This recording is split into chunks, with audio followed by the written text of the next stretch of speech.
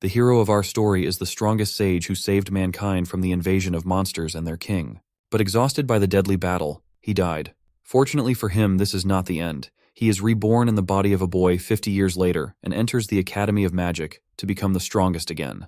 Will he succeed? Let's find out. Atsumu wakes up, shocked to find he's alive despite using all his magic. He questions the situation and doesn't believe he's still alive.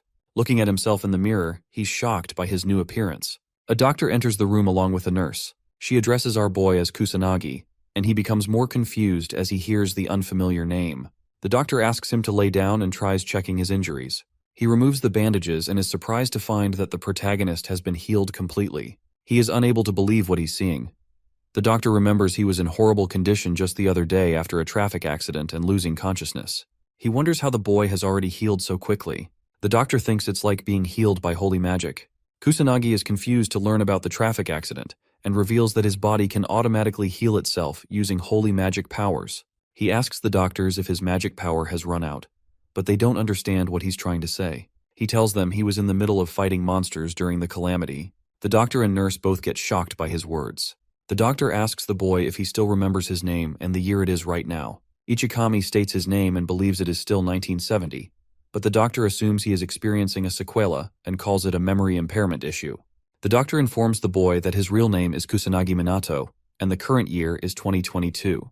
Kusanagi becomes confused, and it's hard for him to believe all of this. He looks at the doctor and assumes the guy is telling the truth. He notices a TV and wonders how it is so thin and has such a clean image as well. The protagonist finds a calendar and confirms it really is 2022. He is shocked to see a thin device in the nurse's hands. Our boy becomes confused and starts wondering if he really is in the future. The doctor reveals some information about the calamity our boy mentioned. He remembers it happened 50 years ago, but never happened again since. The protagonist is unable to believe his words and questions what happened to all the monsters. The doctor calls it a peaceful era and reveals that there are barely any monsters now. Kusanagi finds out the world has finally achieved true peace and becomes relieved. He thanks God and starts smiling. The doctor tells him that Ichikami, the person he is talking about, died in the calamity 50 years ago. He is considered a hero who sacrificed his own life to save the world. The doctor doesn't believe Kusanagi is Ichikami Atsumu.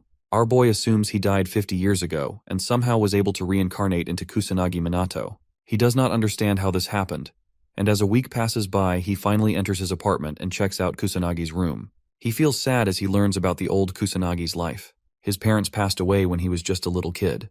He also got kicked out by his new foster parents and was sent to a shitty boarding school. Ever since all this happened, Kusanagi has been surviving using his parents' inheritance. The protagonist has never heard of something known as reincarnation magic. He wonders if the reincarnation he is experiencing is the work of a god. Maybe it all happened randomly. He looks at Kusanagi's Magic Academy card and remembers that back in his days, there was no such thing as a Magic Academy. He finds it interesting. All of a sudden, his phone starts ringing. He wonders what it is and picks up his phone. He sees someone named Tadano calling him, but doesn't understand what he should do. Kusanagi decides to ignore it and throws away his phone. It keeps ringing, and a message pops up. Tadano says he knows our boy got discharged from the hospital and requests Kusanagi to come back to school already as he is running out of money. The next day, our boy attends the Magic Academy, and as he enters the school, he starts looking around. He finds it exciting to be attending school again as an adult. As he is enjoying the moment, he notices a random student use his magic abilities to attack a dummy doll.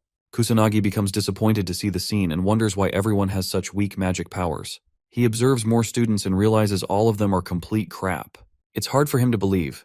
He remembers even the newbies from his time were 10 times stronger than these pathetic students. He doubts they will ever succeed as magicians, and even though it is a peaceful era, he doesn't understand why magic declined to such an extent. He enters his classroom and finds his chair. He starts feeling excited about his academic life and wonders if he has any friends in the classroom. Suddenly, a red-haired student appears with 2 more kids. He questions why our boy ignored his texts, even though he is just Kusanagi.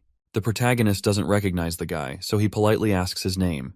Tadano becomes angry and kicks the table as he states his name again. He calls Kusanagi weak and a piece of trash, but our boy doesn't take him seriously. He suddenly remembers it's the guy who was calling him. He assumes Tadano is his friend. Tadano smiles wickedly and pulls out his hand, asking for money. Kusanagi assumes he's a good friend and holds his hand passionately, hoping they can get along well. Tadano becomes angry and grabs him by his collar while demanding money. He tries to scare Kusanagi and believes he has a lot left from his parents' inheritance. Kusanagi finally understands the situation and finds out that his old self was being bullied. Tadano tries to throw a punch to put our boy in his place, but out of nowhere, a blue-haired girl with a beautiful face enters the classroom. She wishes everyone a good morning. Her pretty smile calms down Tadano. He decides to let our boy go but makes it clear that he is expecting money from him later. Kusanagi becomes annoyed, but the bully finally leaves the classroom. The class finally begins, and the teacher starts talking about the Great Calamity, also known as the Final Calamity. 50 years ago, monsters appeared all across the world, and humanity despaired because of them. But the great sage known as Ichikami Atsumu remained determined to save humanity. He never gave up and destroyed all the monsters by himself. He finally confronted the demon god known as the Calamity Boss, the reason behind the whole phenomenon. Ichikami risked his own life to defeat the final boss, and ever since that day, Calamity has never returned. The teacher starts asking the students about the great sage. The blue-haired girl from earlier raises her hand. Her name is Mizuha. The teacher gives her permission to answer the question. She says Ichikami is the great sage and the first ever magician who survived the first calamity. He is also behind the reason their academy was built. Her eyes start sparkling with excitement as she shares that Ichikami is the hero of humanity, the idol of every magician across the world. The teacher confirms she is correct and teaches the class about the great sage who survived the first calamity and was the first to learn how to use magic. The academy was created to make more magicians just like him. He is the strongest magician in human history. The teacher advises them to learn about him and prepare for the upcoming test. The protagonist starts feeling embarrassed as he hears everyone praising Ichikami. He was not expecting such torture and starts regretting joining the academy. He remembers what the doctor said and assumes everyone has weak magic because now the world is at peace. He looks outside his window and starts smiling as he enjoys his new peaceful life. The teacher finally ends the class and hopes everyone is prepared for the magic power assessment exam tomorrow. Tadano approaches the protagonist again and asks if he heard what the teacher said. He is excited and believes it's going to be fun seeing Kusanagi's dogshit magic abilities. Our boy wonders why the bully isn't shutting up. He decides to leave the classroom, and as he walks away, Tadano points out that even his parents had no magic abilities. The bully calls him an orphan and starts laughing at him. The protagonist finally starts talking back. Tadano becomes angry as he hears Kusanagi insulting him. His patience runs out, and he starts activating some kind of fire magic. The classmates become shocked and try to stop him. One of them wonders if he is really going to use such a spell inside the classroom. Tadano fires the magic spell towards our boy, hoping he dies. The blue-haired girl moves forward to stop him, but she ends up being too late. As he sees the fire blast coming towards him, the protagonist stands completely unfazed. The magic attack hits him hard, and all the students step back. Mizuha calls it stupid and warns him not to use magic in such a meaningless fight, not wanting anyone hurt. Tadano defends himself, blaming Kusanagi and refusing to accept his fault. The students grow concerned about our boy, but as the smoke clears, Kusanagi comes out unscathed. The students are surprised, and he admits he got caught off guard. Tadano, scared, questions why Kusanagi is still standing despite taking the magic attack head-on. Our boy can easily defend against level 1 magic with his barrier without using powers. He tolerated the insults because Tadano is just a child, but now believes he must be punished. With a cold expression, he moves toward the bully. Tadano sweats anxiously, and Kusanagi unleashes his magic. The students freeze, unable to move, all questioning what's happening. Mizuha wonders what's going on. Kusanagi walks toward Tadano, moving his hand forward. Tadano nearly shits himself, but the teacher intervenes, entering the classroom and asking about the sound. He questions if anyone is using magic inside. Kusanagi assures him there's nothing going on inside, believing the magic came from outside. The teacher remembers no magic activity today, but our boy says someone outside their department might be practicing. The teacher demands an explanation for the smoke, and Kusanagi answers it came from outside.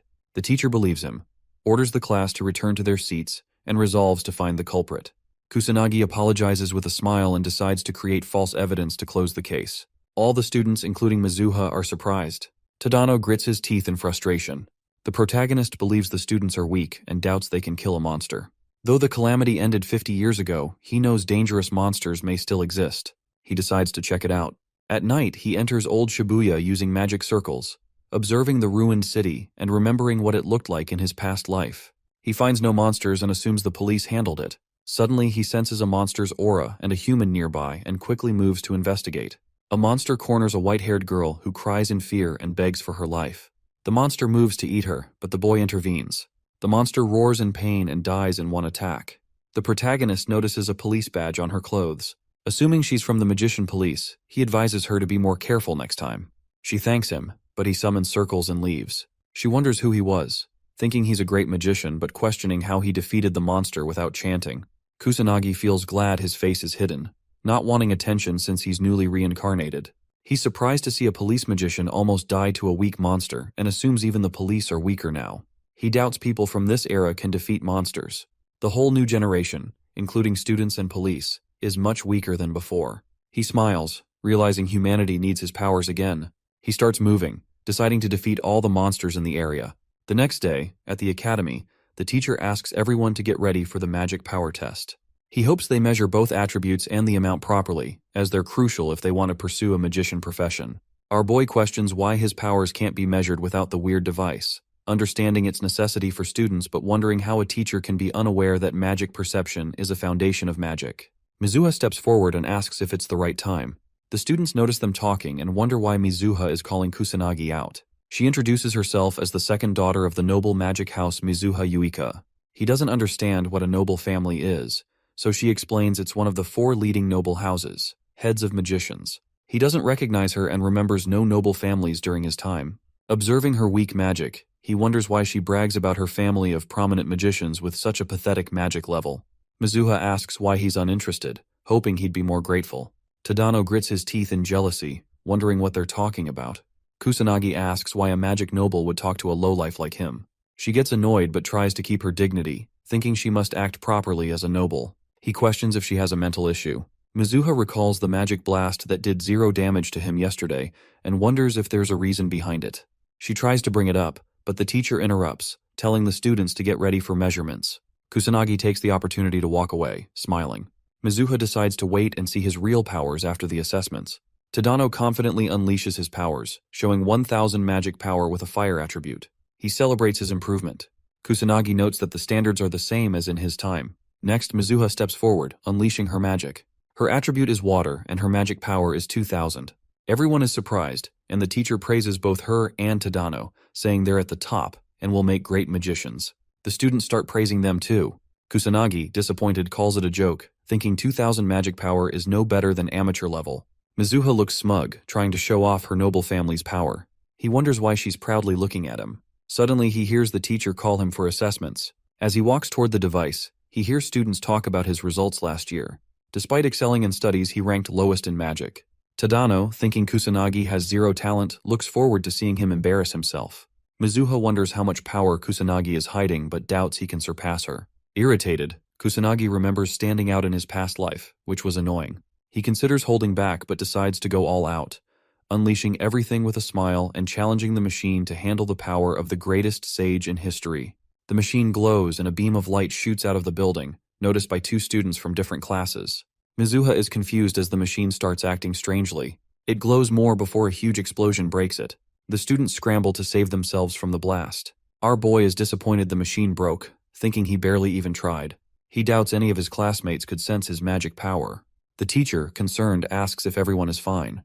They assure him they are. He asks Kusanagi if he's okay, commenting that he got lucky, standing in the middle of the explosion. The teacher wonders if the device malfunctioned. He's worried it's now impossible to measure Kusanagi's magic power and attributes.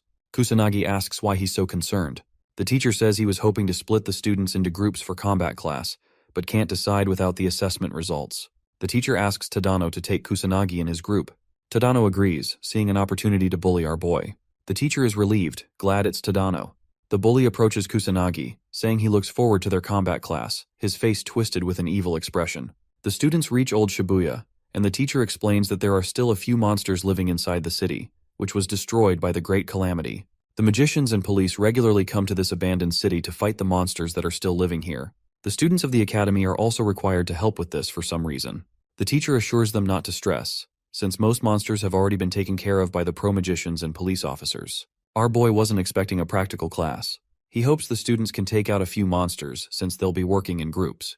He remembers coming here last night but feels weird as he senses a few monsters nearby. He remembers that he cleaned the place properly yesterday. He doesn't find any signs of disaster nearby, and questions why more monsters keep appearing in Old Shibuya. He hears a few girls talking about competing with each other. Despite it being a practical class, our boy is surprised to see the students acting so carefree. Mizuha carefully observes Kusanagi for some reason. The teacher starts the practical class and hopes everyone can work with each other well. Tadano notices the protagonist and calls him. He approaches our boy with his group and advises him to stay where he is and avoid getting in their way. Tadano makes it clear he won't go easy this time if Kusanagi gets carried away like before. The protagonist doesn't understand why they don't just ignore him if they hate him so much. Tadano becomes angry and orders him not to talk back. He doesn't understand why Mizuha still talks to Kusanagi even though he's totally trash. Our boy is astonished to hear this and finds out that Tadano has feelings for Mizuha. Tadano becomes enraged. The protagonist notices something, and the bullies try to attack him with their magic powers. But he warns them to stop. Tadano makes it clear that his apology won't work this time. Kusanagi asks him to look behind, but Tadano believes he's trying to play some kind of stupid trick to save himself. Tadano looks behind, and the whole group of bullies finds a tall monster standing behind them. They all start sweating anxiously and question why there's a demon soldier in this abandoned city. The other bullies hype up Tadano and believe he can defeat it. He assures them he will win, though with an anxious expression on his face. He moves forward and attacks it with his fire magic. An explosion occurs as it hits the monster. Tadano and his friends become relieved, but as the smoke clears, the monster stands unscathed in front of them. Tadano sees no scratch on it and becomes terrified. Our boy reveals that his pathetic level 1 magic won't do anything to a demon soldier. As the monster moves forward, the whole group gets terrified. They all fall to their knees and start shivering. Tadano's eyes get teary, and he wonders if his life ends here. He pathetically pisses his pants as well, but just as he is about to be killed, the demon soldier notices our boy's power. It becomes scared and takes a step back. Kusanagi moves forward and is surprised that the monster was able to sense which one of them is the strongest. He faces the demon soldier himself and unleashes his power. The monster starts going all out as well and summons multiple magic circles. Tadano and his group doubt the protagonist can defeat it. They all accept their death. The monster pulls out some level 2 magic called rock break. A huge rock is about to hit our boy, but he stands unfazed and smiles. He pulls out a level 1 magic called fire arrow and throws it toward the demon soldier. His fire arrow completely destroys the rock thrown by the monster. It hits the demon soldier as well, and a huge explosion occurs. Tadano and his gang partners open their eyes. They're shocked to see the monster died. Tadano questions what's happening and wonders if Kusanagi is behind all of this. He doesn't believe it, and thinks it's impossible for someone like Kusanagi, but our boy lets him know that if he is the one using it, even level 1 magic is enough to defeat the demon soldier.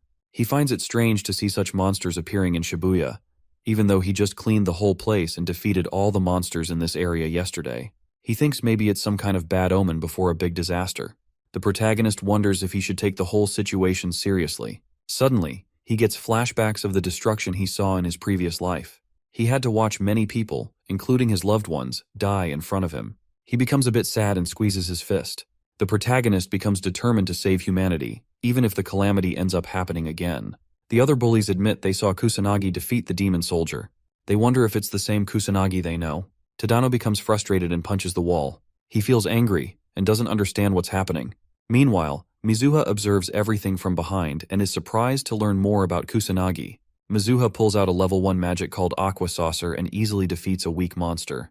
Her classmates are astonished, so they start praising her. She feels irritated and wonders why ordinary people get impressed so easily. She believes it's just because she's a genius. Suddenly, she finds Tadano's group. Mizuha asks her group members to handle the rest and leaves. She thinks Tadano might be bullying the protagonist again and feels excited. She quickly runs to watch them so she doesn't miss this opportunity. She stands behind a wall and takes a peek. Mizuha becomes shocked as she sees a demon soldier. She doubts they can take such a monster on in battle. But despite being scared, the girl decides to help them since she belongs to the Mizuha family. She is confident she can do something. Mizuha runs toward the group, yelling at everyone to start running. Suddenly, a huge wave of fire magic gets launched in front of her and hits the demon soldier. Kusanagi takes down the strong monster in one attack. Mizuha is shocked and wonders if our boy is behind all of this. She remembers Kusanagi used to be a shy kid with trash magic powers. The girl is unable to believe she's looking at the same Kusanagi. She was watching closely and didn't even hear any chanting. Mizuha doesn't understand how it's possible for him to defeat a demon soldier with just level 1 magic without even chanting a single spell. It's all too hard for her to believe. She understands that every demon's strength is determined by the number of crystals they have on their body. This method is also used to establish a ranking between demons. Magical beasts are rank 6, demon soldiers are rank 5, demon captains are rank 4, demon generals take the 3rd rank, the demon king comes at rank 2, and lastly, the strongest demon, also known as the demon god, is rank 1. These numbers are all fixed for each demon, so every modern magician knows at least level 3 magic is required to defeat a demon soldier. She doesn't believe level 1 magic is enough to beat it. Kusanagi starts walking in her direction. She knows she has no reason to hide, so she peeks again and looks at the protagonist. He calls her out for peeking around like this. She becomes embarrassed and questions how he found out. Our boy thinks it would be stupid not to know since she is a mage. Mizuha gets confused. He's disappointed to see they really can't sense magic at all. The boy starts walking away. She tries to stop him, but he doesn't listen and keeps moving forward. Mizuha demands an explanation and starts running behind him but finds no one in the alley. Kusanagi jumps up a building and feels irritated as he sees the girl doing her best to find him. He decides to check around for monsters and learns there are no demon soldiers in the area left, but the number of magical beasts is still a lot. After seeing Tadano's pathetic performance in front of a demon soldier, he doubts other students are capable of taking on magical beasts.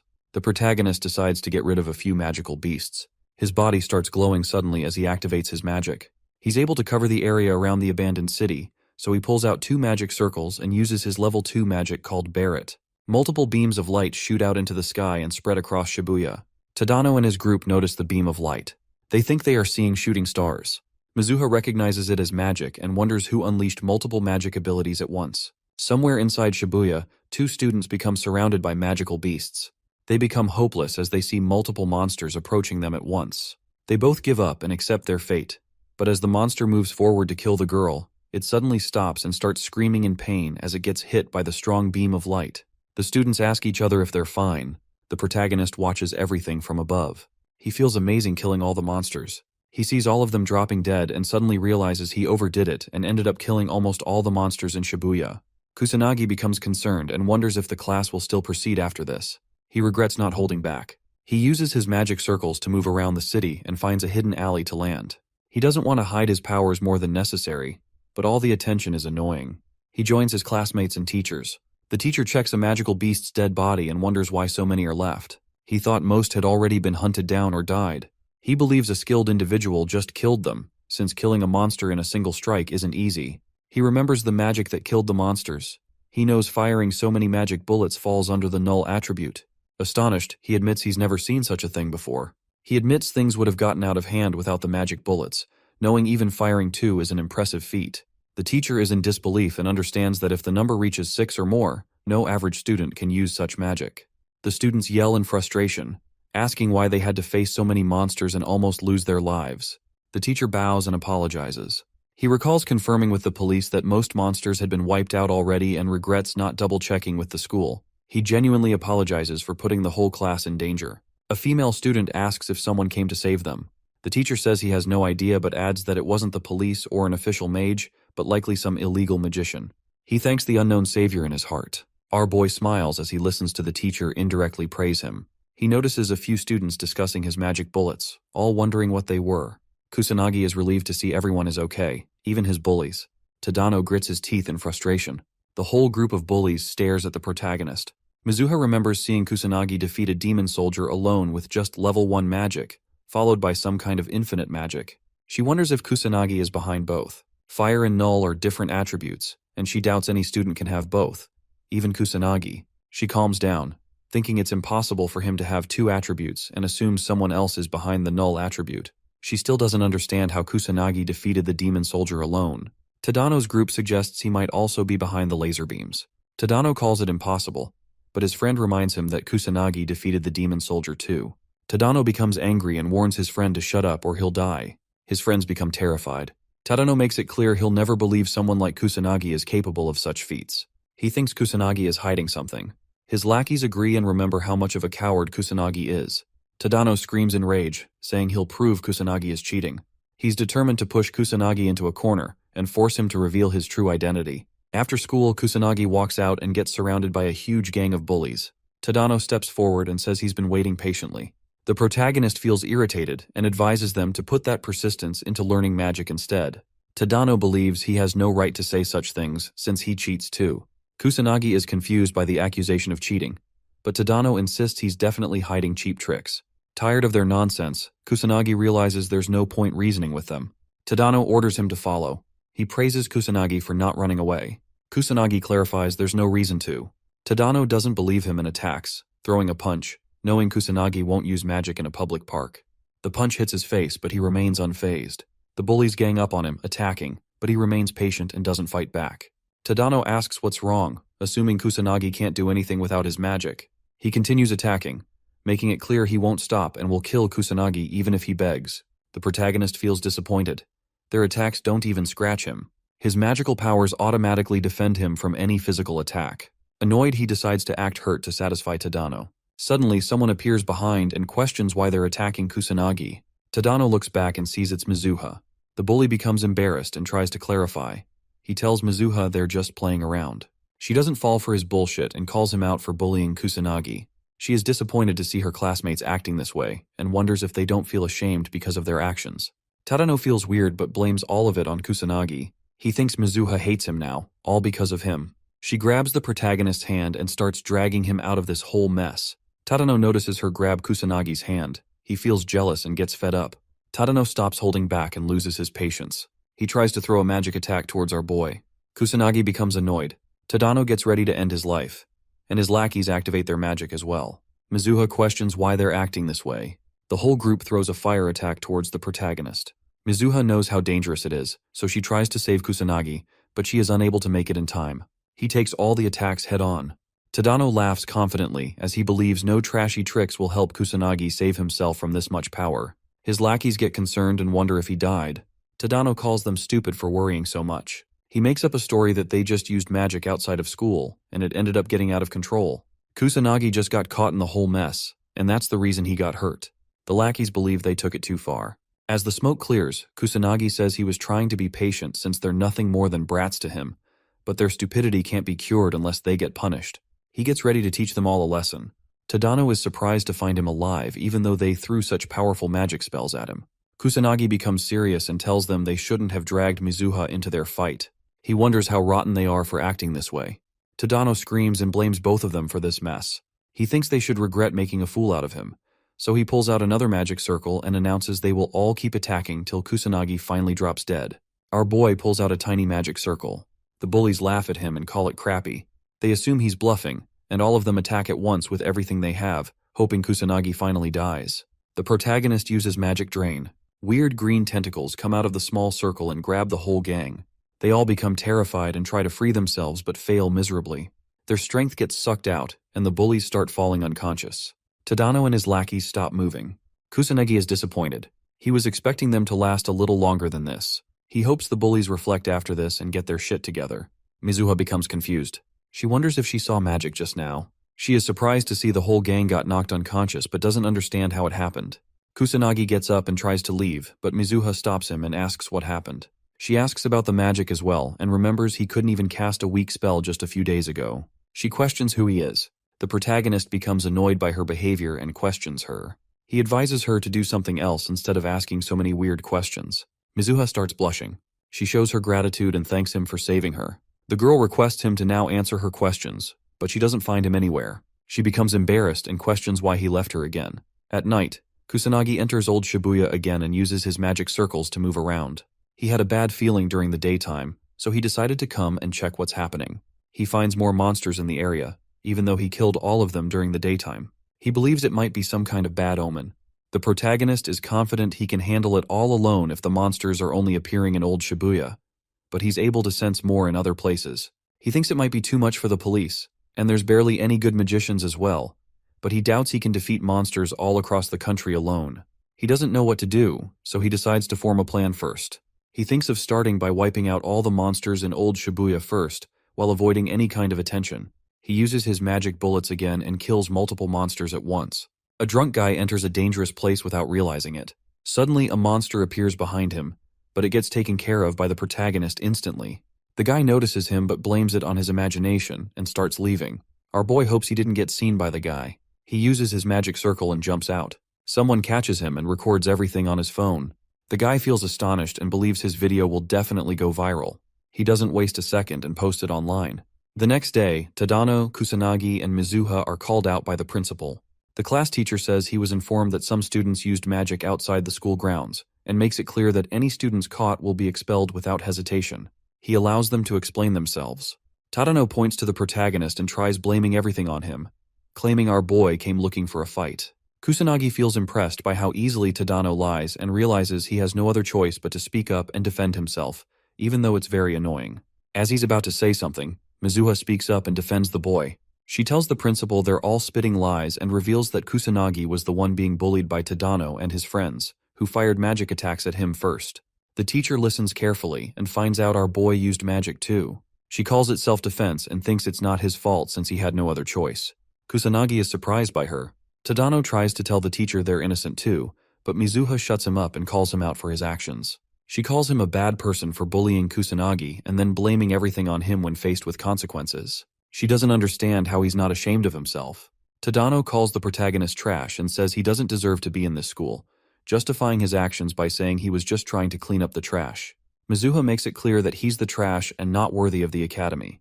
Tadano, still arrogant, says he's at the top of the class and the only one worthy of standing beside her. Kusanagi doesn't deserve it. She doesn't understand what he's talking about. Tadano warns her not to cover for Kusanagi and to open her eyes, advising her to become his woman.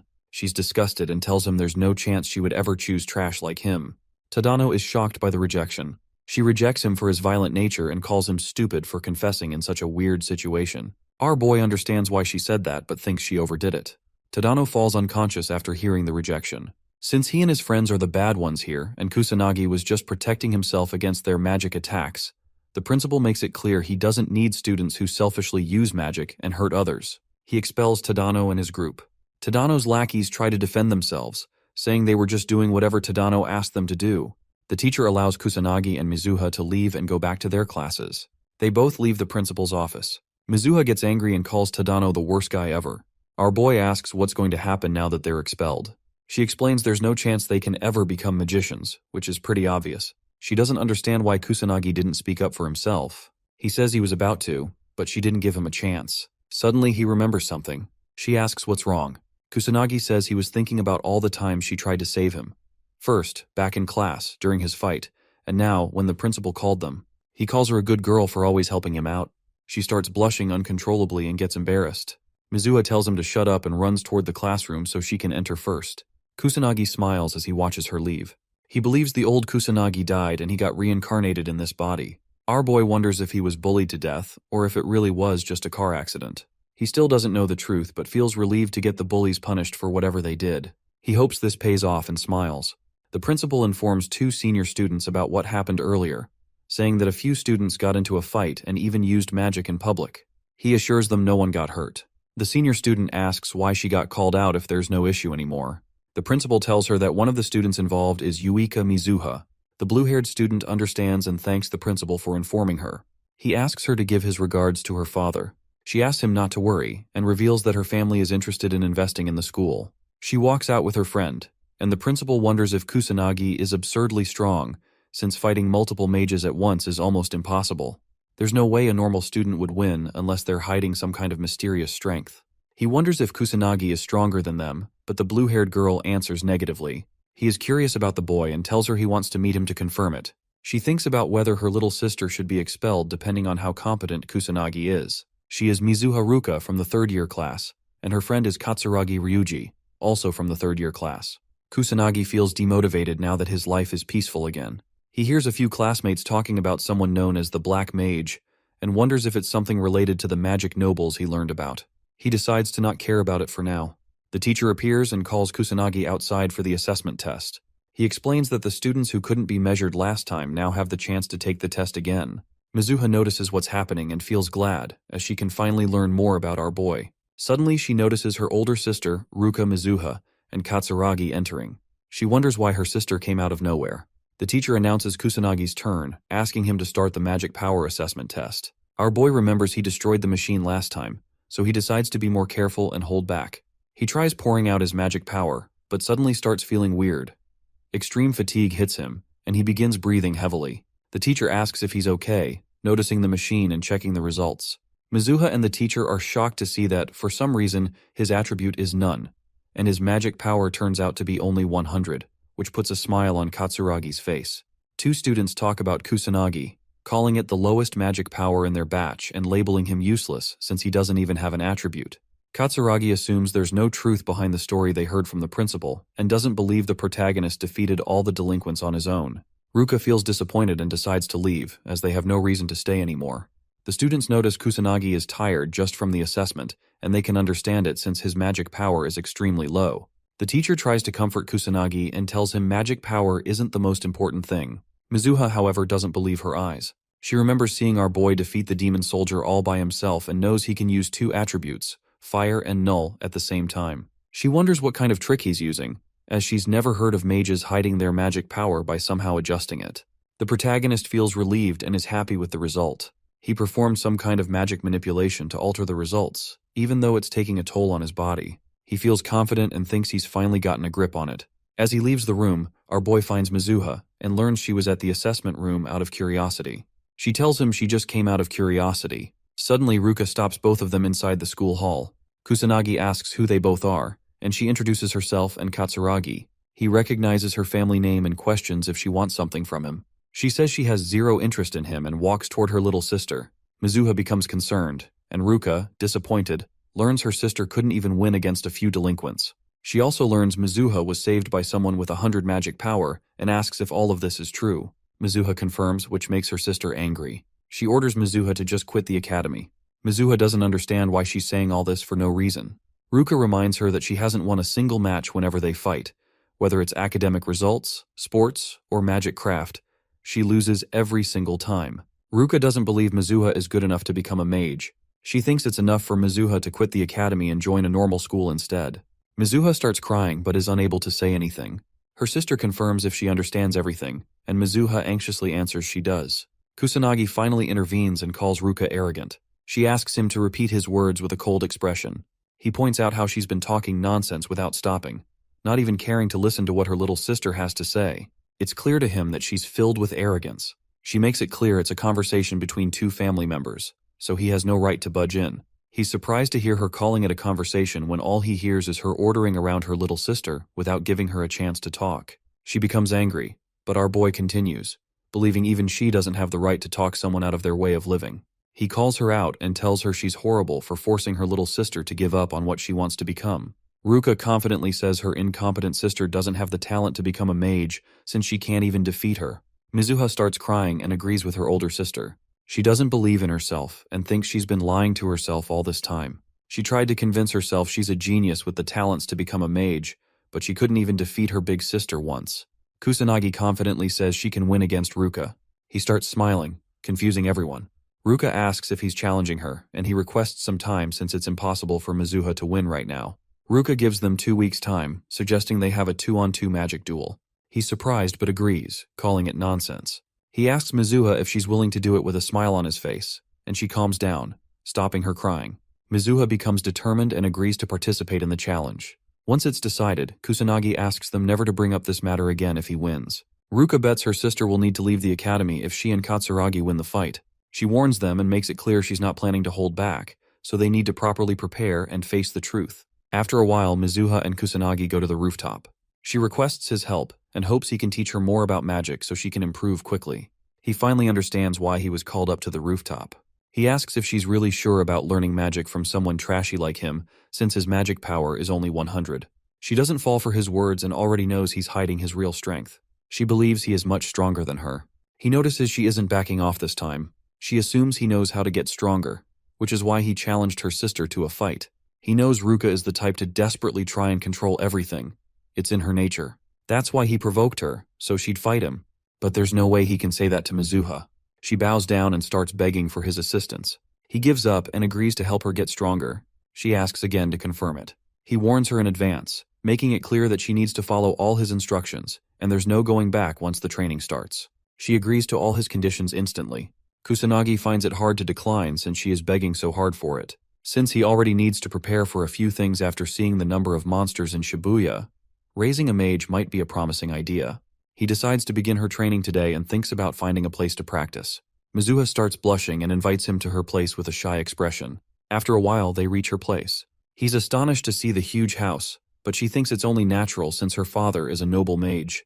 Mizuha suddenly remembers this is her first time inviting a guy to her house. She wonders if he found her invitation strange, even though she's not hiding any dirty intentions. Kusanagi suggests they should start, but he notices she's daydreaming, so he calls her and addresses her as Yuika.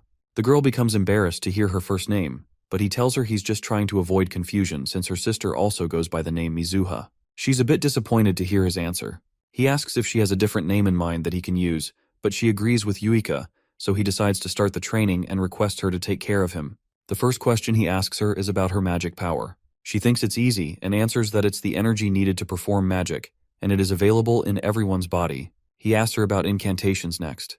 Yuika confidently answers that it's like a program that automatically turns magic into an attack. He questions if there's any way to increase one's magic power, but she answers negatively and believes it is determined before birth and stops increasing after a certain age.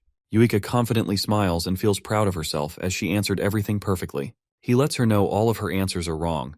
With a disappointed expression, she starts getting teary and questions if he's trying to call her stupid. The protagonist genuinely feels bad and wonders how foolish the current mages are. He's surprised to see such a huge change in only 50 years.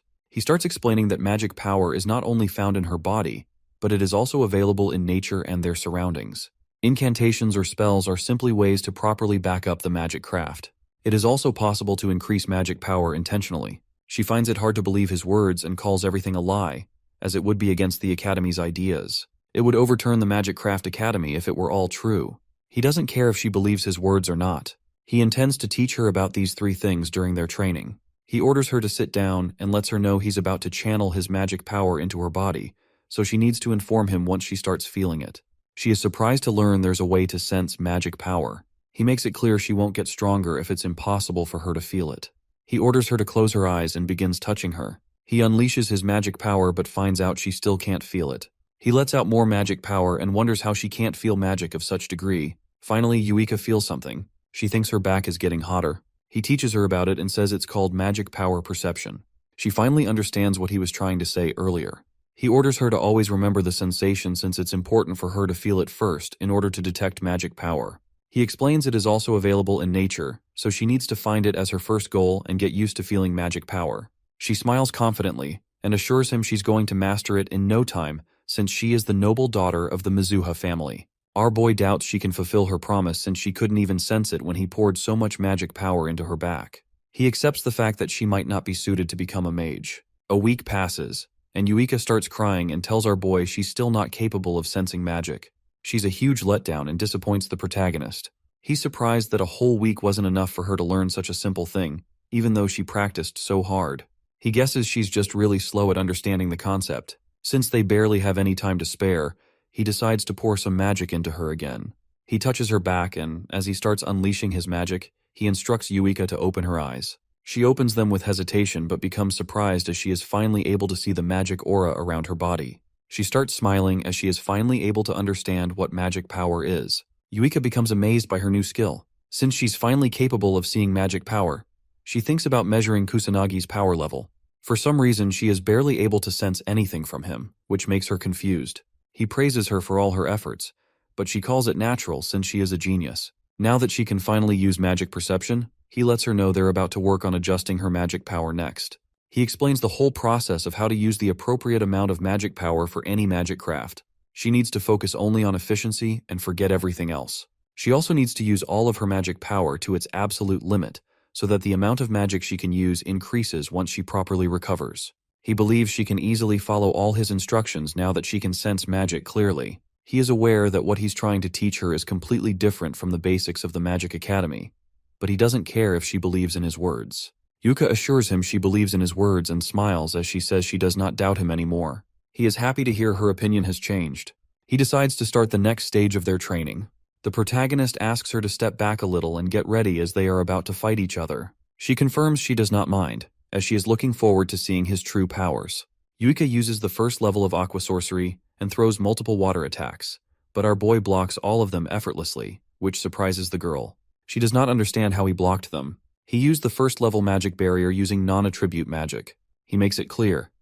If she can't even destroy such a weak barrier, there is no hope she's going to win against her sister. She becomes desperate and starts throwing ice bullets. He explains she needs to keep moving even while throwing attacks because stopping her movements will surely make her lose if she is facing a capable mage. She becomes frustrated and throws more attacks but finally gets tired and gives up.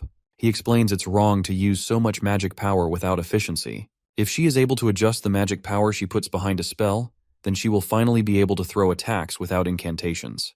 Kusanagi asks her to watch closely and shows how she's using magic. He throws a fire blast toward a dummy twice and also demonstrates how he uses magic. She understands the magic power behind her attacks is less compared to his. He calls her right and explains she doesn't even need incantations to perform any magic if she learns how to adjust her magic power. She finally understands there is no reason to chant while performing a spell. He confirms it and explains her first step will be to learn how to shorten her incantations somehow. Once she learns how to adjust the magic, she has no reason to use incantations. He believes it will be useful if she is able to shorten her incantations, so she won't have to waste any effort or magic power on incantations. This way, her magic craft will definitely become stronger. He orders her to get up and fight him again. She thinks it is too soon, but he calls it meaningless otherwise and, with a cold expression, orders her to train like her life depends on it. She becomes terrified after hearing this and falls down. He asks if she's fine and makes it clear they're going to do this daily from now on. He notices she isn't even hearing his words. During the nighttime, our boy enters Harajuku. He recently sensed a few monsters in this area as well and came to check. Even though he is constantly trying to eliminate all the monsters, for some reason, the numbers still remain the same. Suddenly, he notices someone being attacked by a magical beast. He wastes no time and quickly rushes toward the kid. He's able to make it in time and effortlessly defeats the monster instantly. The boy asks the little kid if she is okay. Instead of thanking him, she starts taking his pictures. He quickly leaves the area and wonders why she didn't even show her gratitude and started taking pictures. He thinks there is definitely something wrong with people nowadays. He decides to cover his face properly next time and leaves the place. The next day, the protagonist starts training with Yuika again. She falls down real quick and gets tired. The days of their duel are getting closer. He believes her progress so far is not bad, but she is still nowhere near Ruka in almost everything. There's no chance she will succeed if she keeps this pace until the duel. He assures her and says it's fine if she wants to give up now. She gets up and tells him she has been compared to her sister her entire life. She has been forced to just give up multiple times now since she always fails to beat her sister. But she's determined to keep continuing with magic craft and never give up on it. He makes it clear she won't ever succeed like this, but she tells him to be stricter instead. He agrees to it and decides not to hold back. She is happy to hear this and gets ready to fight. They both continue to train with each other, and he teaches the girl many things. As the sun is about to set, Yuika falls unconscious after the extreme training session, and Kusanagi ends up carrying her back. After a couple of days of training together, he finally tells Yuika she is ready to fight her sister. She falls on the ground in relief. Kusanagi praises her for the hard work and efforts. She starts smiling as she hears his words. On the day of their challenge, our boy asks her if she's ready to fight them. She answers positively, and as they're about to enter the academy, they both notice a huge crowd of people. A few news reporters surround them and confirm if they're really seeing Mizuha Yuika of the noble family. They request a few words regarding the magic duel and question if she is having a fight with her sister.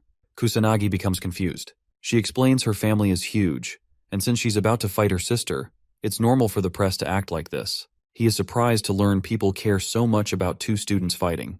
He guesses it is because the Mizuha family is very important. They all reach the training ground, which is surrounded by a huge audience. He thinks it is a bit too much, but she explains it is rare for students to have duels, so it's more like an event than a challenge. He's a bit surprised to learn all this. Both of them get called to the stage.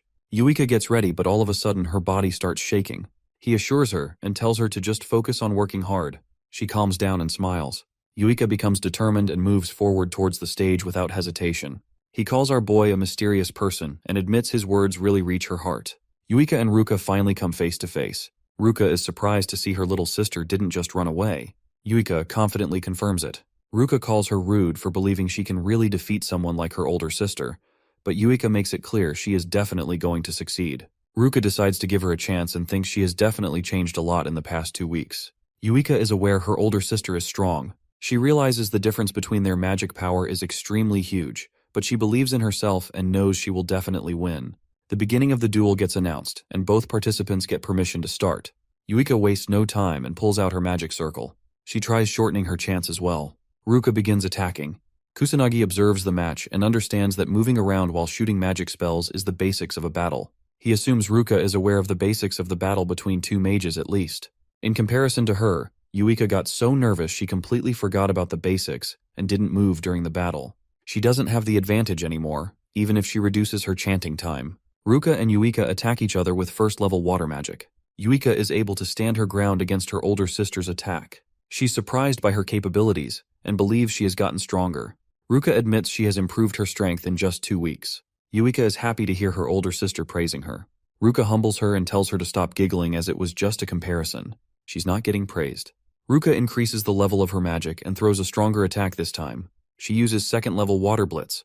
Yuika is unable to handle it. She gets knocked down and falls beside the protagonist. He looks at her and knows she's good at enchanting now, which increased her chances of winning.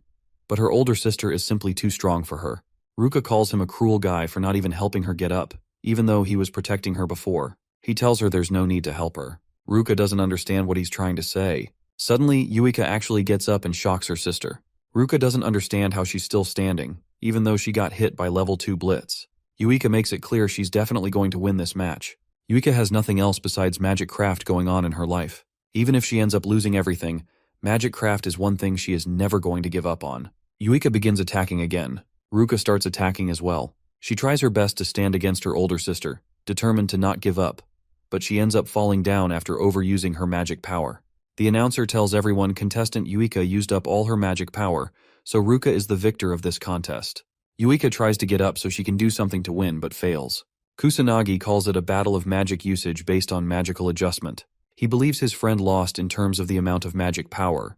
Ruka asks if he understands now. She calls her little sister talentless and knows our boy probably thought about this too.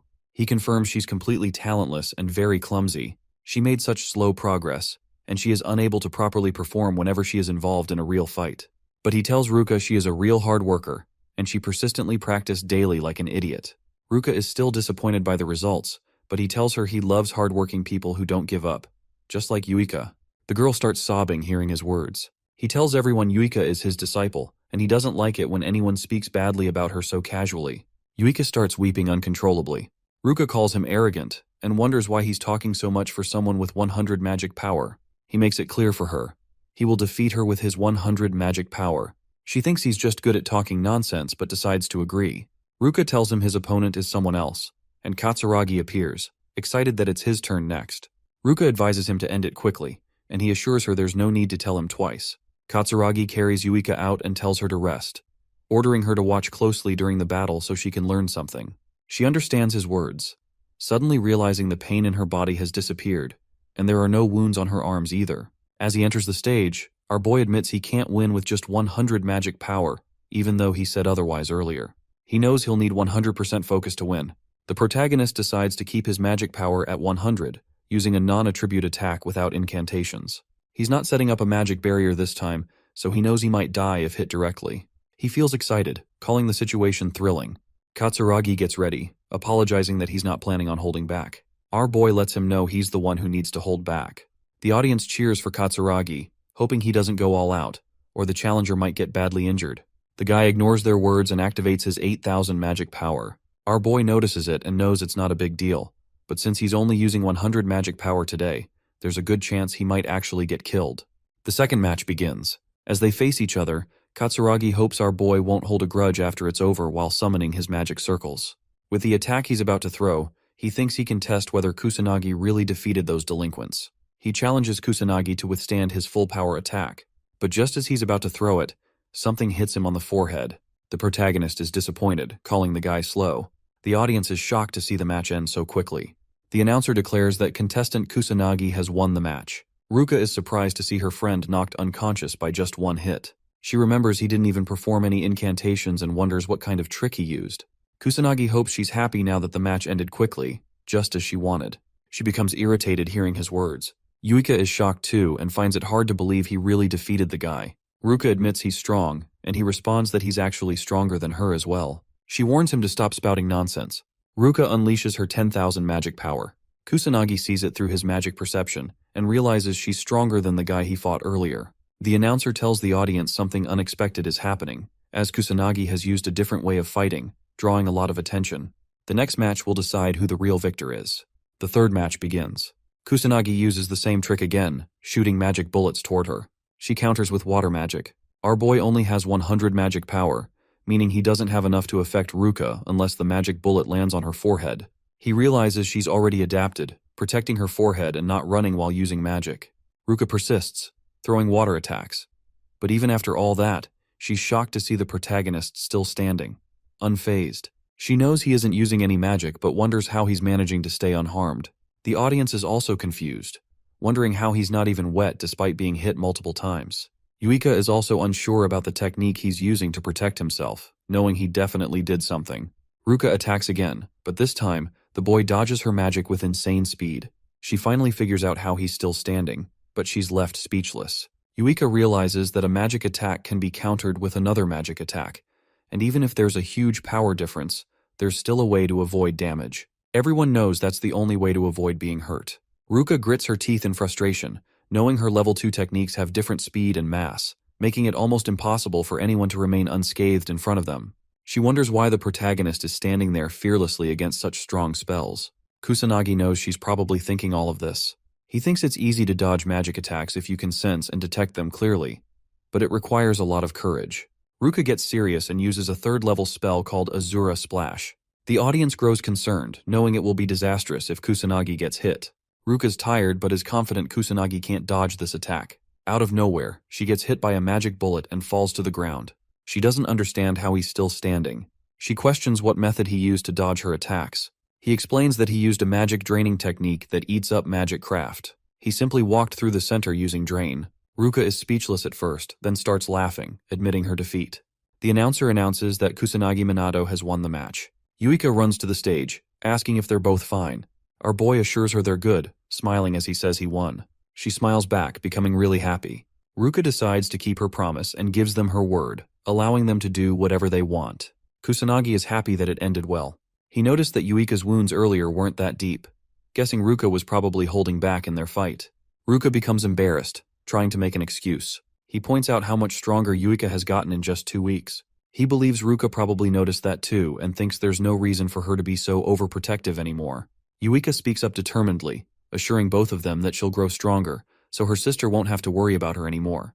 Ruka smiles, finally starting to believe in her little sister.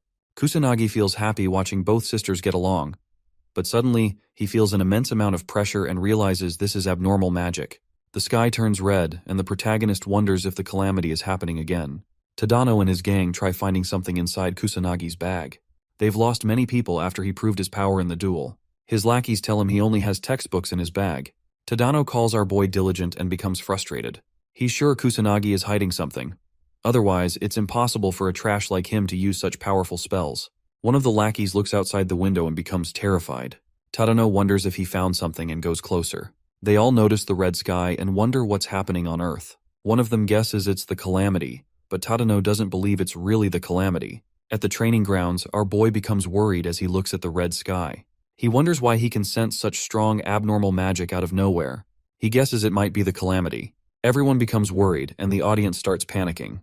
They all question what's happening. One of them doesn't think the Calamity is really happening here. Kusanagi becomes scared, as he doesn't understand why a calamity is happening all of a sudden.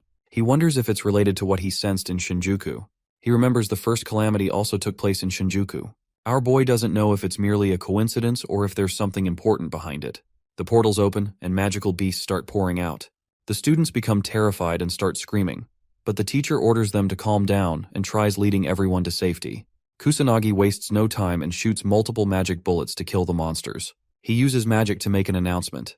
Our boy orders everyone to calm down. He explains that weak monsters are going to come out since it's only the beginning of the calamity, so they don't have to worry. He assures them it's going to be fine as long as they use their brains and follow his instructions. He instructs them to run towards the gymnasium and only move in groups since it's dangerous to move alone. He asks Ruka and the others to evacuate as well. The teacher asks what he's planning to do. Our boy explains he wants to save the people that are still inside the school building. The teacher doesn't think it's safe to go all by himself. He calls the boy reckless and tries to stop him, but Katsuragi agrees to go with our protagonist so he doesn't have to solve everything alone. The teacher is worried, but he reminds the teacher what Kusanagi can do. He has no choice but to give them permission. The teacher advises them not to force anything and stay safe. Katsuragi is confident he won't die but tries to confirm it with our boy. Kusanagi shrugs it off and informs Yuika he's going to leave now. She looks concerned for him and advises him to stay safe. Katsuragi starts running and tells his junior he's going to go first. His insane speed allows him to cover 100 meters in only 10 seconds. He asks the protagonist if he can keep up. Kusanagi pulls out his magic circles and starts moving forward with insane speed, shocking the senior. He makes it clear that he's the one going first. Katsuragi admits he has crazy speed, but just speed itself is still useless. He decides to watch our protagonist closely to see what kind of power he's hiding. He wants to save everyone while learning more about Kusanagi. Our boy detects 58 magic users inside the school using perception skill. He assumes there might be someone with no magic power. If what he's thinking is true, he decides to check the entire school and save such students. A few students get attacked by magical beasts. He enters the classroom through a window in time and uses his magic bullets to defeat all the monsters without much effort. The female students become surprised. A monster tries sneaking up on the protagonist from behind, but he easily kills it without being phased. Katsuragi catches up and asks if he's okay. Kusanagi hopes he can help everyone evacuate without any issue and leaves.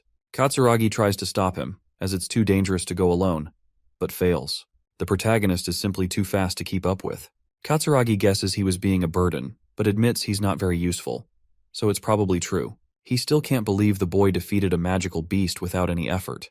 Katsuragi questions who he even is. Kusanagi runs through the school halls looking for more students. Even though he is capable of killing all the monsters at once with his magic bullets, he needs to kill them one by one since he is inside a school, and there's a chance he might end up hurting a student in the process. He has no other choice but to chase the monsters himself and attack them with low-grade magic to not hurt the students in the process. He enters a classroom and defeats more magical beasts to save the students hanging onto their dear lives. After he's done defeating all of them, the students show their gratitude. He's already aware he doesn't have the time to personally help everyone evacuate and runs towards the gymnasium, one by one. Somewhere else, Katsuragi saves a few students and assures them he will handle the monster while they evacuate. One of the students points towards the sky for some reason. He asks what's wrong and suddenly notices a few students slowly floating down while being inside a bubble. He wonders what the protagonist is trying to do and questions who he even is. Our boy sent the students towards Katsuragi through magic bubbles because he believes the guy is good at taking care of others, so it's fine. He suddenly senses something. A female student starts shaking in fear as she gets cornered by a huge monster. She starts crying and yells out as hard as she can to get help. A huge magic bullet destroys the beast instantly. She remembers it is the same one she saw before when she was saved the last time. Kusanagi appears and asks if she is injured. She finds out he is the one who saved her twice. Kusanagi reveals she is right. She then asks if he was also behind what happened during the practice class. The girl believes this is his second time saving her. Our boy confirms that what she is saying really did happen. The girl starts crying out of relief as she finally gets the chance to show her gratitude. She thanks him for saving her life twice. He doesn't mind it and thinks it is nothing special. She becomes speechless. Katsuragi finally catches up but looks completely out of breath. He asks who he needs to save next. Kusanagi orders the girl to follow and stay with the guy as he is going to leave now. She tries to stop him, but he ignores her words and leaves. She becomes a bit worried while Katsuragi wonders what he's looking at. Our boy knows there are still many people inside the building that he needs to save, so he has no time to wait for the police to appear. He knows he has to hurry up and save everyone as soon as possible. At the Prime Minister's office, the Prime Minister finds out the Kamui Magic Academy is under attack by the Calamity. His men don't understand why it's happening again. They all know the last Calamity took place 50 years ago, and since then, nothing bad has happened. They ask the Prime Minister to quickly form a plan while assuming their country might be cursed. He informs them that both the Beast Countermeasure Division and the Police Department, along with the Magic Nobles, are all being contacted. The GSDF has also started their preparations for the Calamity. His men remind him that they only have self-defense forces, who specialize in controlling disasters. They don't have any real mages who can actually stand their ground against the monsters. He clarifies that he already knows all of this. This is to be expected since people have been living an easy and peaceful life without facing calamities for a while now. They used up almost all of their military expenditure on the national defense of international affairs, so they have no other choice but to leave all the beasts and demons to the police and noble mages. He becomes frustrated to learn the same disaster from 50 years ago is happening again, but this time they don't even have Ichikami Minato on their side. Somewhere else, while driving, the girl asks her senior if the Calamity really is happening again. He confirms it and believes it is definitely the Calamity. She becomes worried and starts getting anxious. Even though they have been safe for the past 50 years, she is shocked to learn the peace was just temporary. The guy tells her not to worry since it is their job in the first place anyway. He is Shido Shugo from the Metropolitan Police Department.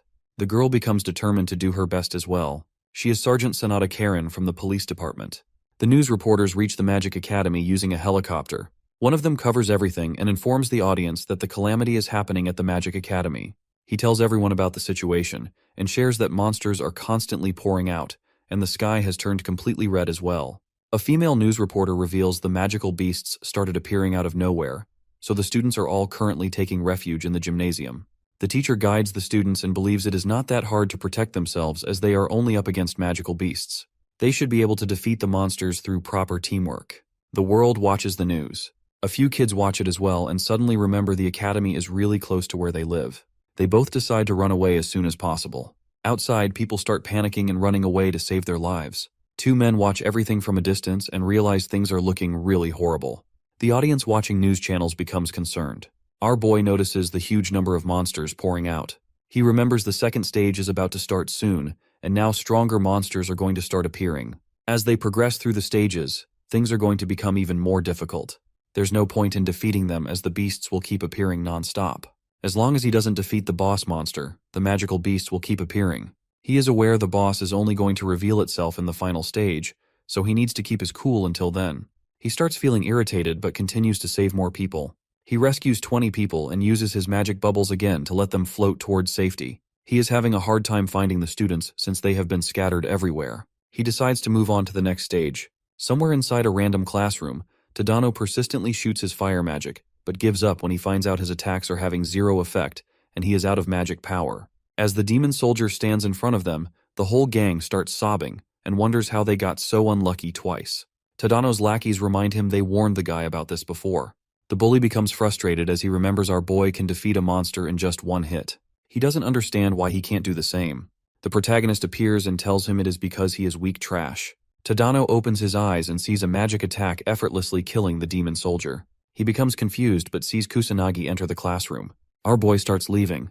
Tadano frustratingly admits it happened again. He ended up getting saved by Kusanagi a second time. He requests the boy to stop and questions why he got saved again, even though he is extremely annoying and always acts like a piece of trash. The protagonist tells him there is no real reason behind it.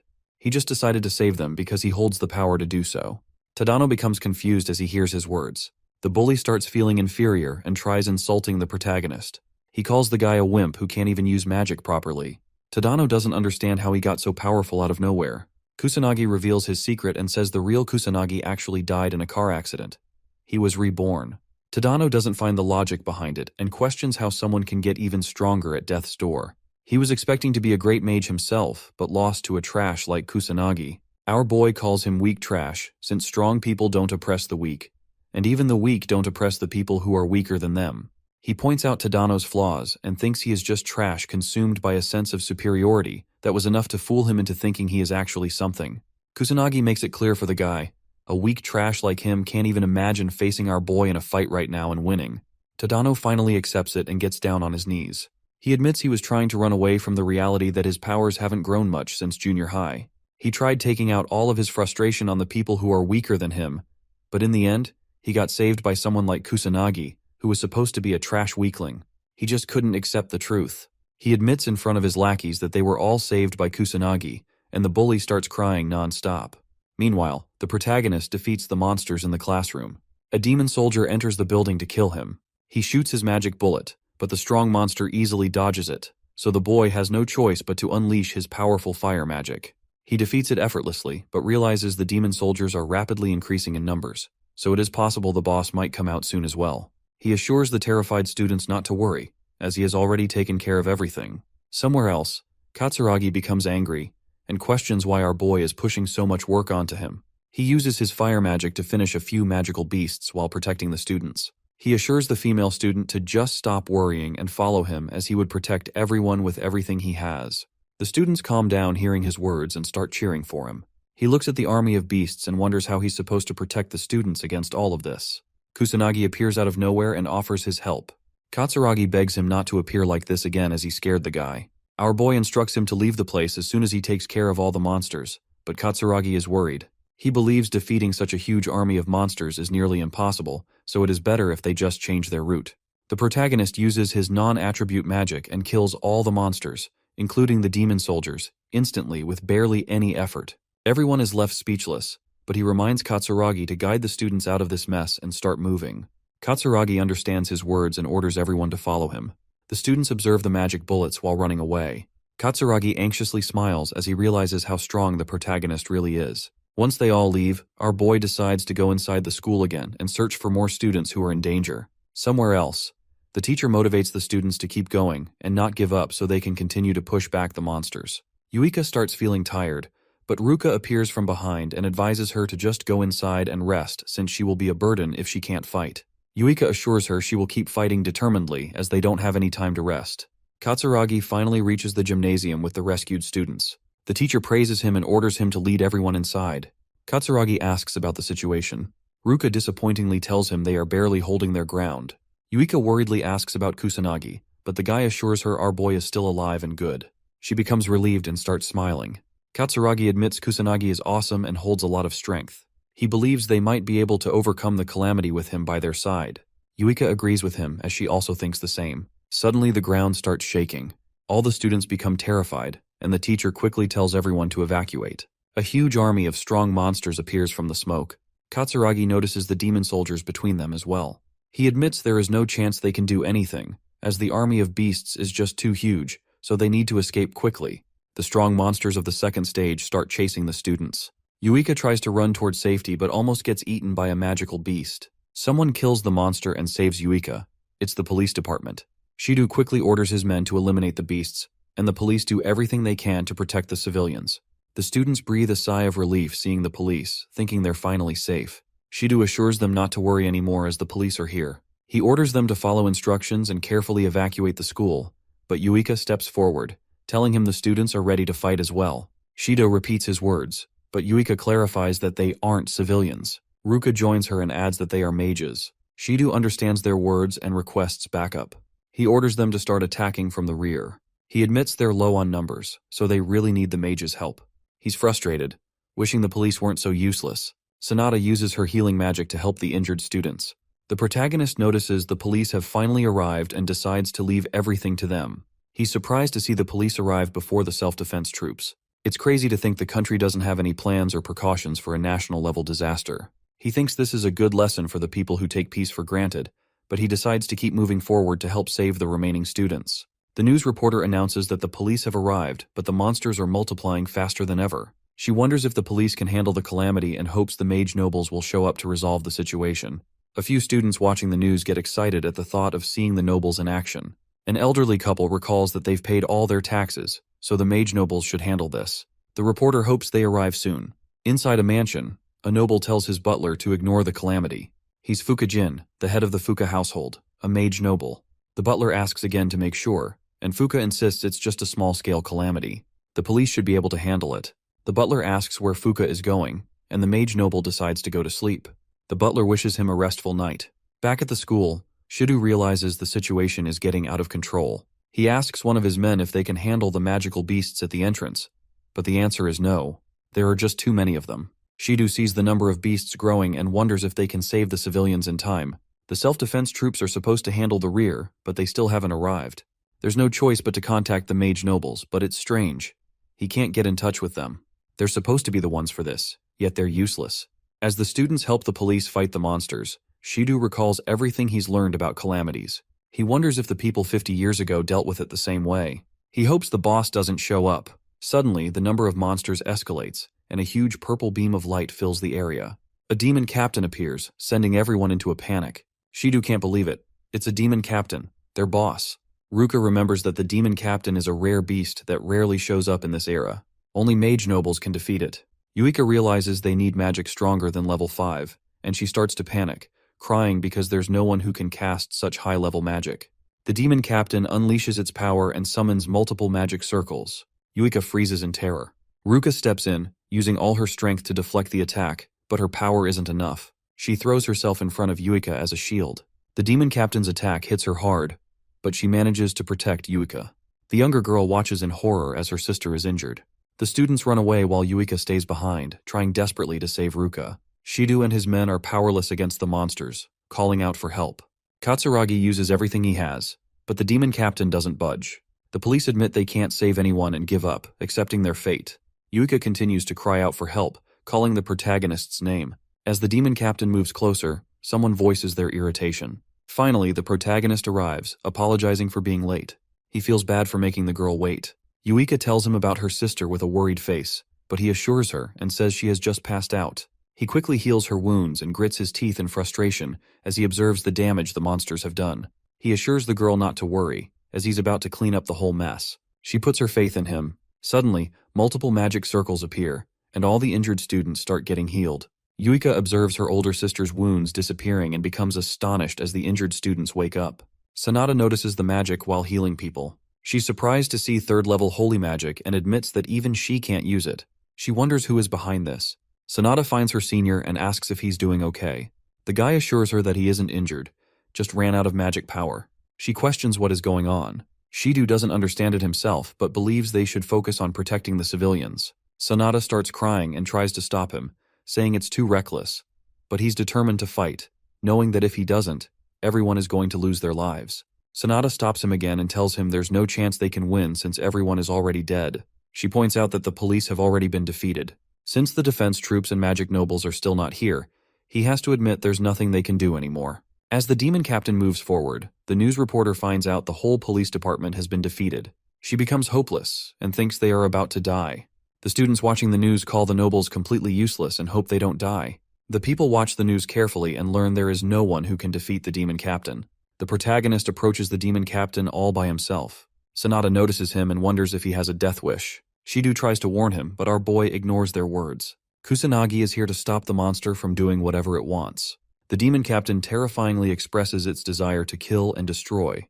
Everyone becomes scared, and a few students almost piss their pants. Shidu and Sanada are unable to move from the fear and pressure, but the boy remains unfazed. He throws an attack and tells the monster to shut its mouth. The demon captain starts screaming out of rage, and all the monsters follow its lead as it pulls out huge magic circles and starts attacking the protagonist. He remembers going all out the last time he was facing the Calamity. Our boy knows everyone around him will die if he does that again, so he decides to hold back to avoid involving the people. The monster's attacks hit him hard. Shidu believes he got killed, but as the attacks almost reach the students, our boy pulls out his shields and shoots out multiple magic bullets to push back the army of monsters. Shidu becomes shocked and wonders who he even is. The news reporter finds out a student is fighting the monsters alone. She decides to go closer since they can't see his face. The camera blows up suddenly. Yuika smiles as she knows the protagonist was doing his best to not reveal his identity. She believes he can go all out without distractions now. As the boy shoots out magic bullets persistently, the students finally see hope and start cheering for his victory. A few magical beasts sneak up from behind and almost attack the students, but Shidu kills them and decides to support Kusanagi from behind, as that's the only thing they can do right now. Our boy smiles as he sees the hard-working police. He praises them and admits they aren't as bad as he thought. He keeps shooting the magic bullets. The demon captain screams and summons multiple magic circles. It starts going all out and summons 6th level magic, surprising Shidu. He thinks they're doomed since its strong magic is on par with the nobles, and there is no hope left for them. The demon captain uses 6th level dragon flames, and the whole place gets engulfed by flames. Everyone tries to save themselves as a huge tornado of fire slowly eats up the whole place. Shidu tries to protect his partner, Sanada, but the students become hopeless, accepting that they're all about to die. Sanada asks God for help, hoping at least the students can survive. Shidu doubts any student, no matter how strong, can beat the demon captain. He doesn't believe Kusanagi stands a chance. Yuika, however, puts all her faith in the protagonist. She believes in him with every cell of her body, convinced he can definitely win. As the huge attack heads toward him, Kusanagi notices it's slow. He realizes it's because the demon captain is forcing itself to use 6th level magic. He admits there's no way he can face it with just 2nd level magic. So, despite his desire to avoid standing out, he decides to use more power. Kusanagi summons 4 magic circles and begins using the water attribute. Yuika smiles and starts cheering for him. The water turns into a massive serpent, and Shidu is amazed, wondering if this is synthesis magic. The water and fire attacks clash, with Kusanagi starting to overpower the demon captain. But the demon captain refuses to back down, pushing harder, yelling its desire to kill and destroy the human race. The fire magic intensifies, but Kusanagi puts in a little more power, and after some struggle, the demon captain realizes it's about to die. The monster questions how it was defeated by a mere kid. Kusanagi calmly replies that it's because of the demon captain's lack of training. He'd hoped for a better fight, but is disappointed to learn it was weaker than expected. The sky finally returns to normal. Kusanagi smiles, relieved that the calamity is over now that he's defeated the final boss. The students are in shock, finding it hard to believe Kusanagi defeated the demon captain. They all get up and begin celebrating. Even the news reporter and cameraman join in, finally feeling safe. Sanada comforts a student, assuring her that it's safe now, as the calamity is over. Shidu stares at Kusanagi, calling it impossible. He doesn't understand how a student could stop the calamity alone. He doubts even the nobles could have defeated the demon captain with 6th level magic and wonders who Kusanagi really is. His legs give out from overexertion. Kusanagi finds Yuika and tells her he's ended everything. She smiles and says she always believed in him, thanking him. This brings a smile to his face. Suddenly, the students surround him, praising him for what he did. They all show their gratitude, but Kusanagi, irritated, asks them to step back. He regrets standing out like this, just like in his past life, and hopes he won't have to live an annoying life from here on. Yuika notices how annoyed he looks. The announcement comes. The Calamity at Kamui Magic Academy has been stopped. The academy refuses to share details about the boy who defeated the boss monster single-handedly. No casualties were reported, though several people were injured. Kusanagi's classmates show him the news. He becomes annoyed, but they think it's only natural for him to appear as the mighty savior. Kusanagi gets promoted to S class as well, and his old classmates feel bad, realizing they can't talk to him the same way anymore. A few female students ask about the secret behind his strength, assuming he might have inherited the blood of a great noble mage. An S-class student observes how annoyed Kusanagi looks due to all the attention. He doubts such a strong student really exists. Kusanagi's classmates defend him, confirming that he did defeat the demon captain all by himself. The S-class student remains unconvinced, thinking it sounds wrong no matter how you look at it. Kusanagi uses this chance to leave the class, feeling relieved as he steps out. Yuika finds him and asks if he's having a hard time, grinning mischievously. He doesn't want to be teased, but she keeps talking. She thinks this is natural since he's the mighty savior who protected the whole school. Kusanagi remembers that Yuika was also promoted to S-class, a result of her efforts during the Calamity, but she doesn't seem too happy about it. When he asks, she assures him she's happy, but it's because there's someone else in the S-class. Suddenly, Kusanagi remembers Ruka and asks if she's doing any better. Yuika answers positively and points out that they've been talking more than before. Kusanagi thinks it's a good thing, and Yuika feels happy about it too. She thanks him for everything, expressing her gratitude. Out of nowhere, Kusanagi lightly taps her head, causing her to get embarrassed and ask what's wrong. He clarifies that he doesn't want her thanking him over and over. Once is enough. Yuika starts smiling. At a conference, a man finishes his teleconference with other countries. They're aware that getting support for the next Calamity will be hard since they're already overwhelmed with measures and plans. One of them mentions the news about the student defeating the boss monster. The others explain that it was a strange situation, and even the police department was completely defeated. They assume it might be a misunderstanding and expect other nations to be skeptical as well. The man orders his men to bring back the noble mages to prepare for the next Calamity. On the school roof, Ruka and Katsuragi meet Kusanagi and Yuika. They all stare at each other for a moment. Ruka then shares her desire to ask Kusanagi something. She wants him to make her his disciple. A few days later, Ruka sits down with her sister and starts a chat. She remembers the Calamity was stopped by the protagonist. Her sister confirms this and reminds her that Kusanagi is the one who defeated the demon captain, using 4-level synthesis magic to do so. Ruka is astonished to hear this. She remembers that even high-level mages are not capable of using such power. Yuika assures her she's telling the truth, and Ruka trusts her little sister's words, deciding to believe it as she starts smiling. Yuika wonders why her older sister thinks she doesn't tell lies.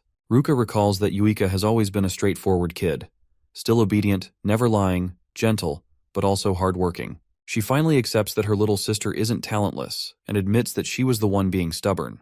Yuika realizes her sister is just worried about her, stands up with determination, and assures her big sis that she is going to become really strong and put her at ease so that she doesn't have to worry about it for now. Ruka listens to her sister carefully and realizes how much she has grown. Yuika hears her praise and starts smiling uncontrollably. Ruka is aware that no student comes near Kusanagi, and she guesses even her father might be weaker than him. She requests Yuika's help, knowing that if she just goes with the flow, she will only become a high-class mage at best. So she definitely needs Kusanagi's help to properly get stronger. Meanwhile, in the present, Ruka apologizes for all the rudeness. She's really sorry for looking down on them. She's already aware of how absurd and selfish her request is, but she wants to swallow her pride and be straightforward. Ruka hopes he can make her his disciple. Our boy agrees, which surprises her. He confirms that he is willing to make her a disciple, but she doesn't understand why he's being so nice. He calls her a weirdo for making a request and then acting this way. She knows he's right but doesn't understand why he's still being so kind, especially after she did such horrible things to him. He makes it clear that he has already accepted her apology and forgiven her, so that's all there is to it. She is left speechless. Katsuragi uses this opportunity to make the same request. The protagonist agrees, since it isn't really that hard to teach two people, and the guy is happy to hear this. Yuika tells her older sister that her friend is just really kind. Katsuragi calls him mysterious as well. Later that day, the protagonist gets called to the conference room. Shidu introduces himself as a member of the Metropolitan Police Department from the Beast Countermeasures Division. Sanada introduces herself as well. They both bow their heads and show gratitude, admitting that without his assistance, both the civilians and their teammates would have been killed instantly. Kusanagi wonders if they need anything else and assures them to stop thanking him, as they've been constantly showing their gratitude for a while now. He believes it is enough. Shidu informs him that the investigation is already over, but there is something that grabbed his attention. Kusanagi wonders what it is. Shidu shares that he learned our boy got his mage powers after getting involved in some kind of traffic accident. His classmates and the people around him are saying the same thing. But one student even said the protagonist turned into a whole new person after the car accident. Kusanagi remains silent and listens to the investigation. Shidu learned that his personality changed completely, and out of nowhere, his magic power became extremely strong as well. So strong that he was effortlessly able to defeat a demon captain. Yuika requests him to stop and questions what he's trying to say. Shidu decides to change the question and asks if he knows anything about someone called the Black Magician. Our boy doesn't recognize the name, but the guy shows him a video and elaborates that the Black Magician is someone who defeated magical beasts and cleaned the area while protecting people. He keeps his face hidden and only comes out at night. Shidu is surprised he didn't watch such a famous video. The protagonist understands what they are trying to say. Yuika intervenes and questions why he's telling all of this to Kusanagi.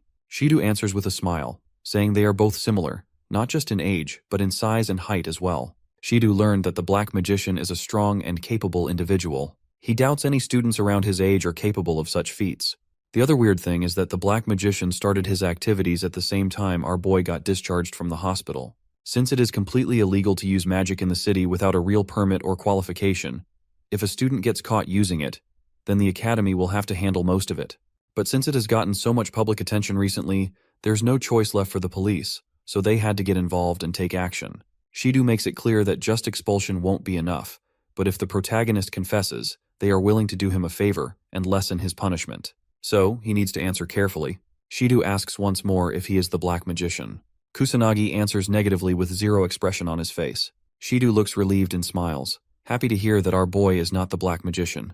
The guy thanks him for everything and decides to leave for now. As he leaves the room, Shidu is surprised that our boy didn't show a single expression. He praises his courage to lie so openly if he really is the Black Magician. He admits Kusanagi is nothing like a normal student and believes he is hiding something. Sanada already knows Kusanagi is the Black Magician since their voices are similar. She wonders if his intentions were purely to save people that night. Sanada decides to keep his identity hidden, even though she knows this can be counted as a failure for a policeman. She believes the protagonist is a kind person. Shidu decides to try his best to reveal the Black Magician's identity, while Sanada thinks about keeping it hidden and helping the guy however she can. After a while, the homeroom teacher of the S-class introduces both Mizuha Yuika and Kusanagi Minato to the whole class. She hopes the other students can get along with them. The students start asking if he really is the one who defeated the demon captain. The girls ask Yuika how she feels being a noble mage. The teacher advises everyone to sit down as the class is about to begin. She is surprised to see how famous both new students are. Kusanagi had to answer questions all day, and he feels horrible. He remembers this is the reason he was trying to keep his identity hidden. He hears someone call him from behind. Our boy looks back and finds the girl he saved earlier standing in front of him. She hopes he doesn't mind giving her a little bit of his time. As the boy finds himself on the rooftop again, he wonders if it is some kind of norm to always go to the top whenever you have to talk about something. Yuika follows him and looks at what's happening from behind a wall. She was hoping she could get some private training in and wonders why he is on the rooftop. She feels a bit jealous seeing him alone with a girl and tries to see what they're trying to do. The girl asks if he still remembers her, but our boy says he doesn't. She reminds him he's the one who saved her during the Calamity, and he finally remembers who she is.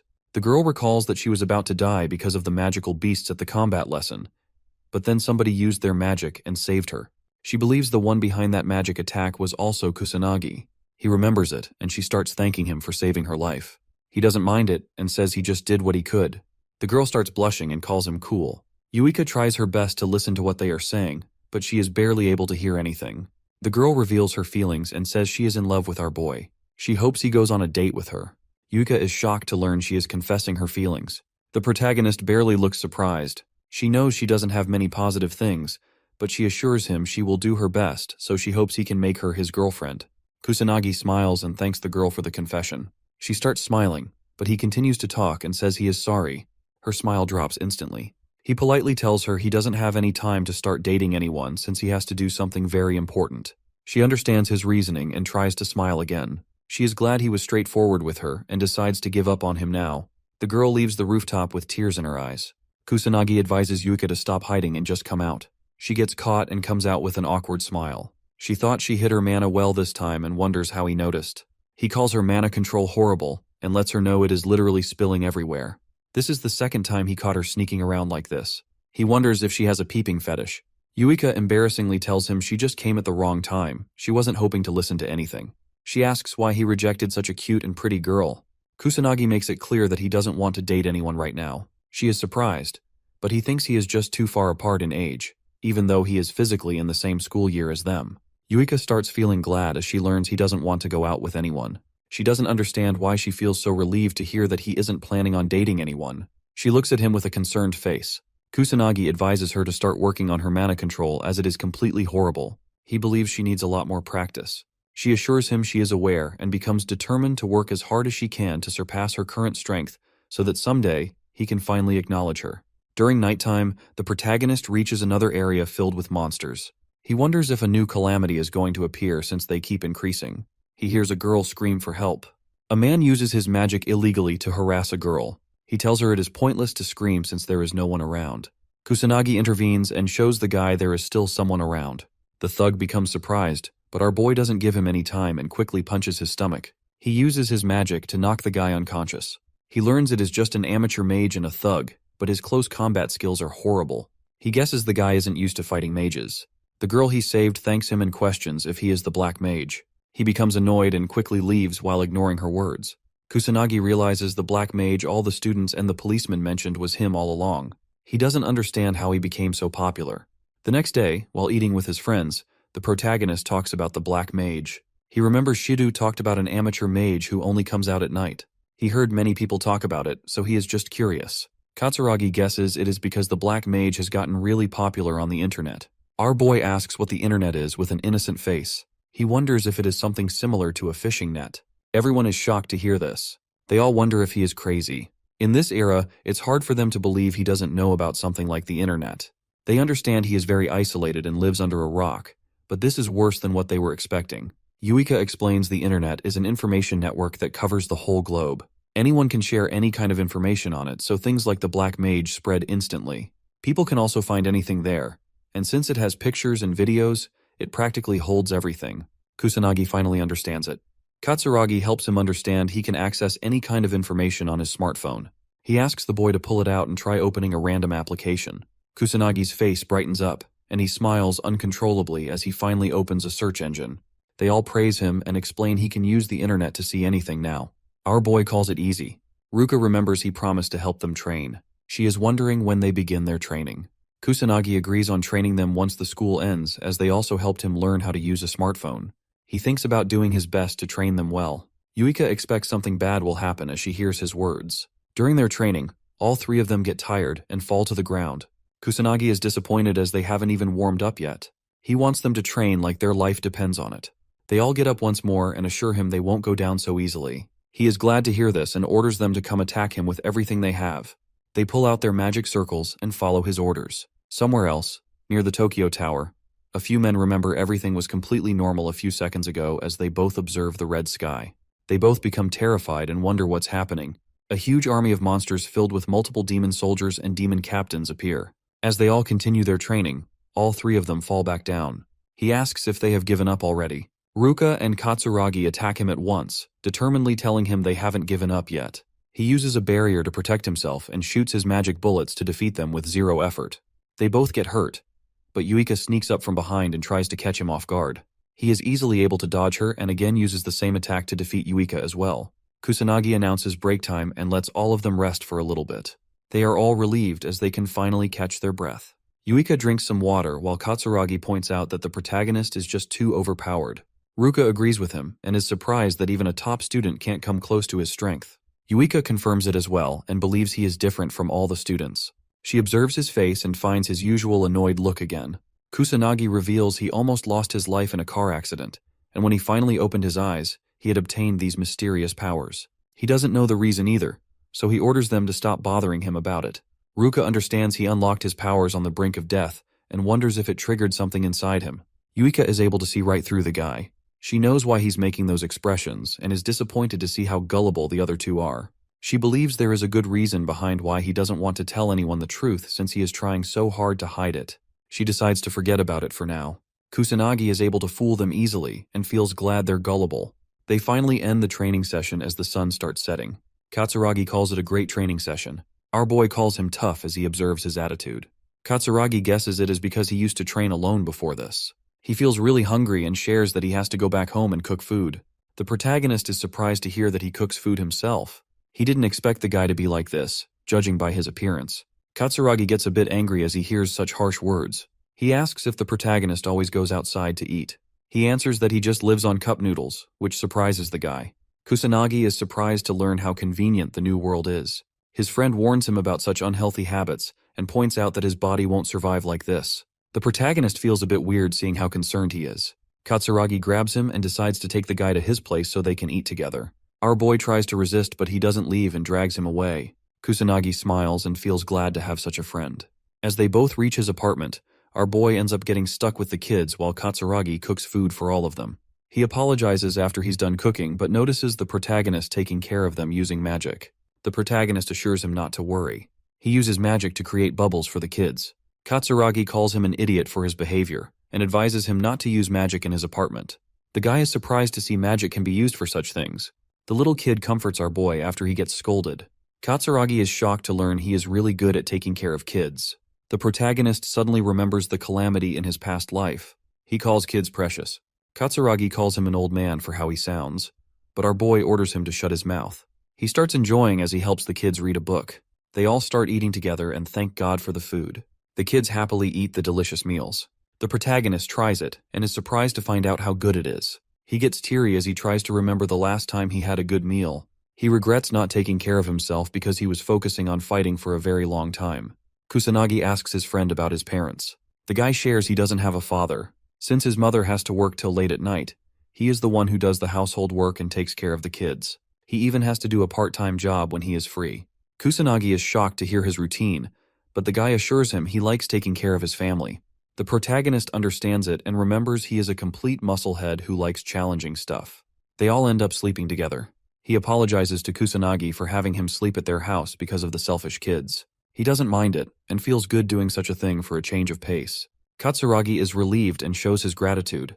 The protagonist doesn't understand why he's thanking him, but the guy elaborates that it is about Ruka. She looks happier these days, and he believes it is all thanks to Kusanagi. Our boy wonders if this is something related to love. He asks the guy if he holds feelings for Ruka, but Katsuragi answers negatively. He shares they are both misfits who don't get along well with others, so they naturally became great friends. Kusanagi finds it similar to his situation. The next day, both Kusanagi and his friend walk together towards school. Yuika frustratingly wonders why they're so late. Katsuragi shares that the protagonist kept sleeping. They both find out the boys had a sleepover together. Yuika gets jealous and asks if they did training together. Kusanagi wonders why they're meeting like it is natural. He admits he is enjoying it. Shidu appears with Sanada and requests our boy to give him a few minutes. The protagonist is annoyed to see them again. Shidu apologizes for disturbing the guy again but reveals it is something urgent. Sanada explains beasts are suddenly appearing out of nowhere near the Tokyo Tower. She believes it is something related to the Calamity, so they want to request Kusanagi's cooperation in the matter. He tries to avoid it as he is just a student, but Shidu doesn't think it is right to call someone like him a student, since he is capable of stopping calamities all by himself. He tries to be straightforward and shares it's too much for the police to handle, which is why they need his assistance. Kusanagi asks if it is okay for them to reveal such stuff, but Shidu tells him they have no choice since they've been completely cornered. He formally requests the protagonist to help them face the monsters. Kusanagi agrees with them. He was hoping to avoid standing out, but the situation keeps getting worse. Shidu promises he will get proper compensation and that he doesn't have to contact the academy. Yuika and her friends decide to help as well. Ruka is confident they can provide support from the rear, and Katsuragi agrees with them. Shidu thanks them for their effort but refuses to let them come along, as it is just not possible. Ruka tries to convince him, but Shidu doesn't believe they are capable of fighting in a real battle since they are just the top students of their academy. He asks if any of them come close to Kusanagi's level. They all become ashamed and speechless. Shidu advises them to head toward the academy while he invites Kusanagi to come with him. The protagonist hopes his friends can someday catch up to him, and they all become motivated, confidently answering that they will. At the police headquarters, our boy ends up being involved in a conference. A man explains that hundreds of magical beasts are appearing close to the Tokyo Tower, and they need to quickly form a plan and take action before any civilians get hurt. He shares that they even have a student on their side who played a huge role in the previous calamity that happened recently at the Magic Academy. He asks the protagonist to stand up. He follows the guy's instructions, and some men talk about him behind his back. One of them doesn't understand why a literal kid is involved in their business. The other guy explains that Kusanagi is the one who finished off the demon captain all by himself during the last calamity. He calls it bullcrap since it's hard to believe. Sanada feels embarrassed. Shido speaks up and tells everyone that Kusanagi really is the student who stopped the calamity and even defeated the demon captain all by himself. Shido gives his word, as he saw everything happening from up close. He believes there is no one on the same power level as the protagonist. Since our boy was involved in the calamity that happened after 50 years, Shido thinks it is a good decision to have him cooperate with them. He hopes everyone will treat the boy as their partner instead of a student. The men still don't believe it and think he's just a mere student acting all high and mighty, even though he's in a place filled with so many professionals. The leader tells them their goal is still the same, even with a new face among them. He orders them to immediately take action and kill the monsters. As everyone leaves, Shido finds the boy and apologizes for what he had to listen to. Kusanagi thinks it's okay and guesses his arrival just put them in a bad mood. Shido is surprised by his maturity and realizes he should focus on Sanada instead. She starts sobbing and tells him she was just too terrified to stop the men. Kusanagi assures her not to worry, as he doesn't give a shit about what a few men have to say about him. She starts smiling and calls him a wonderful person. As they all drive toward the Tokyo Tower, Kusanagi asks about the approximate combat power they have right now. The policeman answers that they have 80 mages. Only a few among them are high rank, while the rest are just middle rank mages. Our boy knows middle rank mages are capable of using level 2 magic, while the high rank ones can use up to level 3. Shido admits it sounds very pitiful, but the protagonist is the strongest mage among everyone since he is capable of using level 4 synthesis magic. Kusanagi asks if they will follow some kind of plan, but Shido disappointingly tells him it is going to be a magic battle, purely so they can't follow any kind of plans. He believes they can win easily if they only face demon soldiers and magical beasts, but anyone higher than the demon captain will require proper planning and countermeasures because they have high intelligence and immense power. Shido doubts such a straightforward battle plan is worthy of being called a combat strategy. Kusanagi points out that he hasn't noticed any special equipment anywhere so far that could defeat monsters. The policeman shares that they don't have anything that stands a chance against magic and beasts, which is why they just wear clothes that are easy to move in, or suits whenever they enter any sort of battle. The protagonist remembers they used to have anti-beast equipment, but Shido answers there is barely any left right now, and it has become very rare. Only the mage nobles have such equipment. Kusanagi is shocked to learn this, as he remembers such magic equipment used to be common around his time. He understands the usage of magic and mages declined because of peaceful times, but this much change is just absurd. He becomes curious about what happened during the past 50 years. Shido observes his expressions carefully, wondering what he's thinking about. They all finally reach the Tokyo Tower. Kusanagi finds out there is no calamity going on, but the number of monsters appearing is abnormal. He wonders what is going on. The trash-talking policemen from earlier are shocked by the numbers as well. They didn't get informed about this in the report, and as they both spot a demon captain among the monsters, they become completely hopeless and decide to seek support from special organizations or noble mages since it's out of their hands. Shido assures them he has already called for backup, but it's not going to arrive so quickly. Since the number of beasts keeps increasing and illegal mage activities are happening more than before, the organizations already have too much on their plates. The policemen ask if they don't have any other choice but to face such strong monsters themselves. They believe it's a suicide mission and become hesitant. Shido has no choice left, so he swallows his pride and requests the protagonist for help. He asks if they can be defeated. Our boy answers positively. The trash talkers start doubting him, and it's hard for them to believe a random brat can win against so many monsters. Kusanagi notices something weird, and they wonder what he's on about. As the monsters become more active, suddenly the sky changes its color and turns red. Sanada and the other policemen realize a calamity is about to happen. Shido gives a message to every single post from the police headquarters that a calamity has appeared across Japan. As the civilians start getting attacked by magical beasts, Shido repeats his words that a calamity has occurred. He orders everyone to make people their priority and save civilians from any harm. Since they're stuck dealing with it in an urban area, they need to take countermeasures quickly. Shido and his men are worried to see what's happening, but our boy remains unfazed. The policemen see the Calamity appearing again and become terrified. They question why it's happening. The protagonist knows a calamity is a natural phenomenon, but he notices this one is happening because of the magical beasts from earlier. He doesn't know how they caused it, but wonders if they learned a new way to create one in the last 50 years. Shidu's men tell him they can't fight a losing battle with no backup. They need to reorganize first. The Calamity starts moving, and the beasts begin heading toward the city area filled with civilians. The policemen start arguing with each other. Some believe it is going to harm the civilians, so they don't have a choice but to go and defeat the monsters. The other policemen call it a suicide mission and believe they can't win. Someone comments that the police have become pitiful, which angers the guy who doesn't want to go. He makes it clear that they just can't win against so many magical beasts. Kusanagi jumps off the building while telling everyone they can definitely win. He smiles and starts using his magic circles to head toward the monsters. He lands between them, and as the monsters notice him, they all begin rushing toward him to attack. The policemen warn him to quickly run, or else he's going to lose his life. Kusanagi pulls out third-level magic called Wind Cutter, leaving everyone speechless.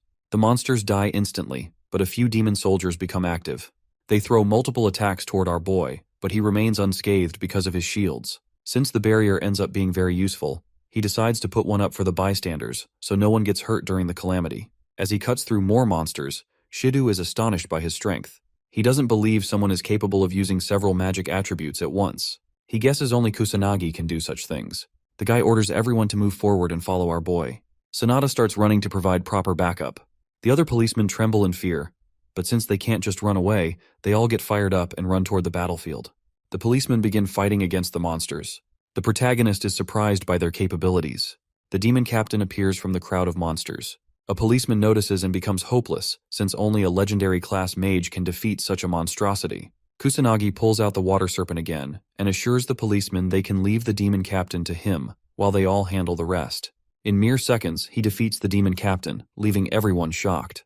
They admit he is very powerful. Shidu orders everyone to continue fighting until the boss monster appears. He orders them to handle the rest while Kusanagi can take care of the demon captain and anything stronger than that. As the protagonist fights the monsters, he remembers the worldwide calamity that appeared 60 years ago, which was the first calamity. After that event, calamities became common and kept showing up again and again, continuing to destroy the world. He doesn't want what happened 60 years ago to repeat itself since the calamity will just spread worldwide. He is glad to be here and is determined to stop the calamity from destroying the human race. Sonata gets attacked by a demon soldier, but the protagonist intervenes and instantly kills it. She remembers it is the same as that night. He asks if she's fine. Sonata thanks him and tries getting up. He realizes it is the same situation as before. He becomes worried and anxiously questions if she found out. Sonata doesn't understand why he became the Black Mage. She wonders how strong he is but doesn't want him to hate her for asking weird questions. She blushes and tries to stop herself from thinking anything weird since he is just a student. Sonata gets attacked again, but Kusanagi protects her from the danger and advises her to be more careful. She apologizes. He requests that she stay by his side so he can protect her. He notices she isn't capable of using combat magic. Sonata starts blushing again and follows his instructions. She questions if he really is a student since he sounds more like an adult compared to her. Out of nowhere, all the police mages feel an immense pressure. They start trembling in fear and wonder what's happening. A monster emerges from the light. Shidu notices it is the subspecies of a demon captain. He questions why such a higher species of demon captain is appearing now. The policemen realize their victory is impossible. They doubt even mage nobles can win against such a strong monster. Kusanagi steps forward. They try to stop him from getting hurt, as they don't think he can defeat it no matter how strong he might be.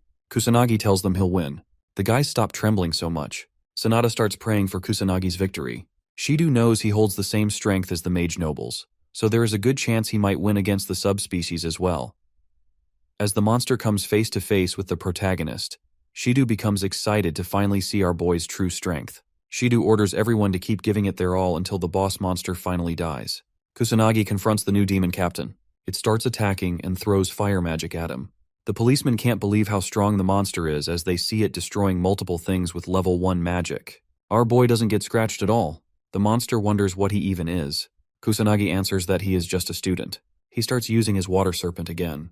The demon captain becomes determined to kill our boy and unleashes a huge fire serpent. The policemen notice that it is level 6 magic and become hopeless. Kusanagi knows that if he avoids the attack or just blocks it with his magic, there is a chance his allies might get engulfed in all the fire, so he wonders what he should do next. All the beasts start gathering around suddenly. The police are confused. But as they all attack Kusanagi, Sanada tries to warn him. He remains unfazed despite seeing multiple strong attacks coming his way. He destroys the demon captain's fire serpent with his water attribute and blocks the magical beast's attacks with his non-attribute shields. Water starts pouring down. The protagonist is a bit underwhelmed as he realizes it is already over. Shidu's jaw drops, seeing how strong our boy is. Sanada doesn't understand what just happened. Shidu, still in shock, holds his head as he sees unimaginable things happening in front of him. Only a mage noble can use level 6 magic since it is an advanced technique on a similar level as remote activation. Sanada asks if Kusanagi really did all that. Shidu shares an even more surprising thing he just witnessed. The protagonist just used a second type of magic at the same time while facing the demon captain. Usually there is a buffer time whenever someone uses 2 magic spells, but Kusanagi just used them at the same time. Even a single type of magic is hard to control, so using 2 simultaneously makes the protagonist stronger than even the noble mages. Shidu is happy to see everything went as he expected. He believes he has found the person he always wanted, the new Ichikami Minato. The protagonist advises the demon captain to follow him so they can fight somewhere else, as it is too stuffy here. The demon captain starts using level 1 aerial magic and flies away. As it moves somewhere else, it admits it is a bit surprised that it knows how to use aerial magic. The demon captain thinks he had to move so he doesn't get any sort of cooperation from its army. The boy clarifies he doesn't feel fazed by the shitty cooperation from other beasts. With a cold expression, he reveals they moved so he doesn't have to hold back anymore. The demon captain moves forward and attacks him, but our boy easily dodges all the attacks coming his way. He uses his arms to block a few blows. The demon captain uses the opportunity to throw fire magic. It hits the boy directly, but the monster hits him again and slams him on the ground without wasting a second. As the smoke clears, Kusanagi comes out unfazed, leaving the demon captain shocked. He moves forward to attack it and knows it resorted to hand-to-hand combat because its magic is completely useless against him. He calls the demon captain's efforts useless and makes it clear it can't land a strike on him while punching its head really hard. The demon captain goes flying away but saves itself by summoning a magic circle. It doubts his punch can do anything since he is just a mere human, but suddenly its whole body starts trembling. The demon captain doesn't understand how strong he is. It gets mad and questions who he even is. Kusanagi smiles and lets it know magic isn't the only thing he can use. He decides to show the demon captain a technique he created himself. The protagonist smiles and unleashes his powers. The demon captain becomes amazed. Shidu and Sanada feel the pressure and notice there is something above them.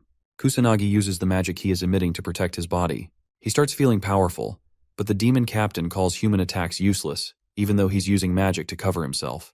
Kusanagi doesn't agree with it and decides to give his powers a try. He starts throwing punches and pushes back the demon captain, who is left with no choice as attacks come from all directions. The monster tries pathetically to protect itself, but Kusanagi keeps hitting it with his new technique. Shidu observes the fight and notices the boy is overpowering a literal monster in hand-to-hand combat.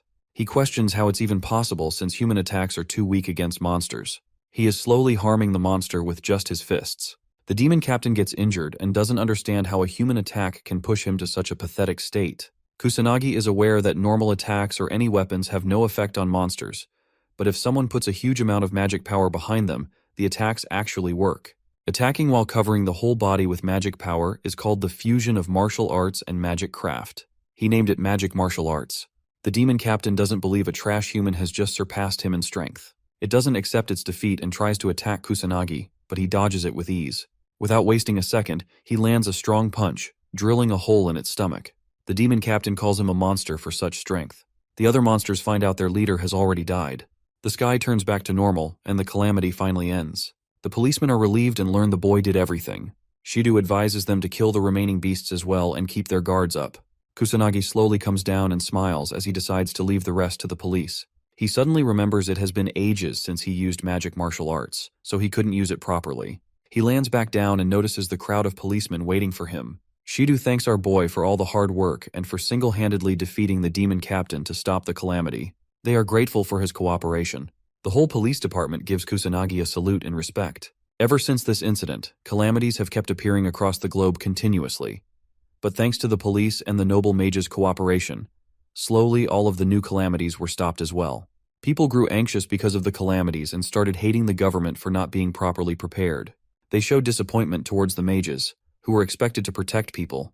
As the anxiety among people grew with time, someone said they still have the black mage on their side. Everyone started believing in the black mage, and the whole world wondered who he even was. At the academy, Kusanagi starts feeling irritated as the whole class finds out he is the one who stopped the second calamity as well. They call him amazing and start showering him with praise. They ask if it's really true that he had to face the subspecies of a demon captain during the calamity. He starts feeling bothered and hopes it ends.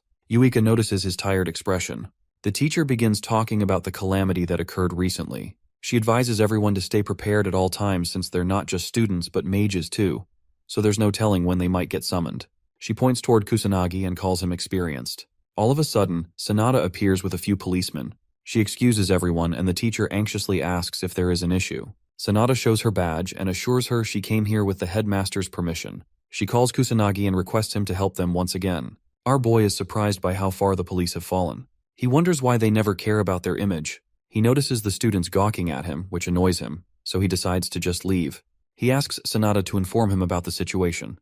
She assures him not to overthink it, as he will receive rewards and credit for his work. She explains the beasts keep appearing all across the globe because of the calamities, and illegal mages involved in weird organizations have also become way more active all of a sudden. Since they are lacking in manpower, Kusanagi says they came to get him.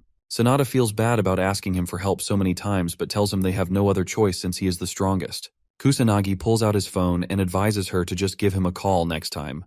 Sanada apologizes and understands him. She is able to get his contact information and feels glad. The protagonist questions what he needs to do now. She instructs him to take care of all the beasts in Harajuku. He understands her. Sanada decides to take him with her in a car, but he believes they will become too late. So the protagonist pulls out his magic circles and starts leaving the school alone. The police are amazed to see his fast speed. At Harajuku, the sky turns red and two kids become terrified. The big brother tries to protect his sibling from harm as a magical beast appears. The kids try to run away, but the little one falls. As they're about to be eaten by the magical beast, the protagonist appears and instantly kills it. The kids calm down, and he praises them for hanging in there, telling them they did a great job. He hands back their toy Ichikami figurine and smiles to help them feel better. He hands the kids to the police and runs to clean the area. The kids bow to show their gratitude as he flies away, and the little brother smiles in appreciation. Kusanagi finds it harder to battle in Harajuku than at his academy or in the destroyed Shibuya, as the place is filled with obstacles and people. He can't use magic bullets, or he might hurt civilians still running for their lives. He can differentiate between humans and beasts, but normal people with zero magic can't be detected easily. The only way to save everyone is by patrolling the area. The police arrive, focusing on killing the monsters while leaving civilian rescue to the army and firefighters. They find Kusanagi and call his name. Our boy remembers him from the calamity, comes down, and guesses the policeman is reinforcement. He finds it helpful and asks about the situation. The policeman shares they haven't saved half the civilians and are struggling to reach the east side. Kusanagi shoots a few bullets and decides to check the east side. The policeman warns him about illegal mages there, according to reports, but knows there's no point in warning Kusanagi since he's the strongest. The other policemen notice him and wonder who he is, as he defeated multiple beasts with ease. They believe he's some kind of savior during these difficult times. Kusanagi defeats a demon captain with his 6th level burst stream. He's surprised to find demon captains, even though there's no calamity, something that hadn't happened even 50 years ago. As the number of beasts increases, Kusanagi realizes they're getting stronger, and the situation is getting so bad that even he finds it hard to handle. He believes he needs a plan before things get out of hand. Kusanagi saves 2 more civilians and hands them to the firefighters. He has a few plans but isn't sure which one to follow. He uses his bubbles to save more people. Sanada and a few policemen appear, and he helps calm the civilians. The police thank him again, believing they minimized the damage because of him. Kusanagi disagrees, saying it was thanks to the police and firefighters. He was simply helping out. The policeman admits he's an awesome student. They apologize for their rude behavior during the last calamity, admitting their pride caused it. Kusanagi tells them not to worry and to stop thinking about it. The policemen are amazed by his maturity and thank him again. Sanada steps forward and thanks him as well, noting she keeps relying on his powers, even though he's just a student. He assures her not to worry, as he agreed to help. Kusanagi points out that the number of monsters keeps increasing, and this time, they're stronger. Sanada agrees, thinking they need a plan to counter the calamity. She mentions her senior is doing his best to take action. As she speaks, the kids from earlier approach Kusanagi and thank him for saving them. He's happy to see they're safe. The little kid asks if he's the great sage, and the older one apologizes, saying his brother is obsessed with the great sage. Kusanagi notices the toy and realizes it's an Ichikami figurine. He tells the kids he's really the great sage, and the kid smiles, already knowing. Kusanagi remembers his past life, where someone requested Ichikami to let him make a doll of him. The guy excitedly shared he wouldn't just make a doll but photo cards and key holders too. Ichikami doubted anyone would want such things. The guy told him people needed the great sage's support in their hearts, and such items would be great for kids. Ichikami didn't fully agree, but the guy called him wrong, believing it would keep people safe for 100 years, not just 50. He begged for Ichikami's permission. Kusanagi smiles, realizing the guy was right.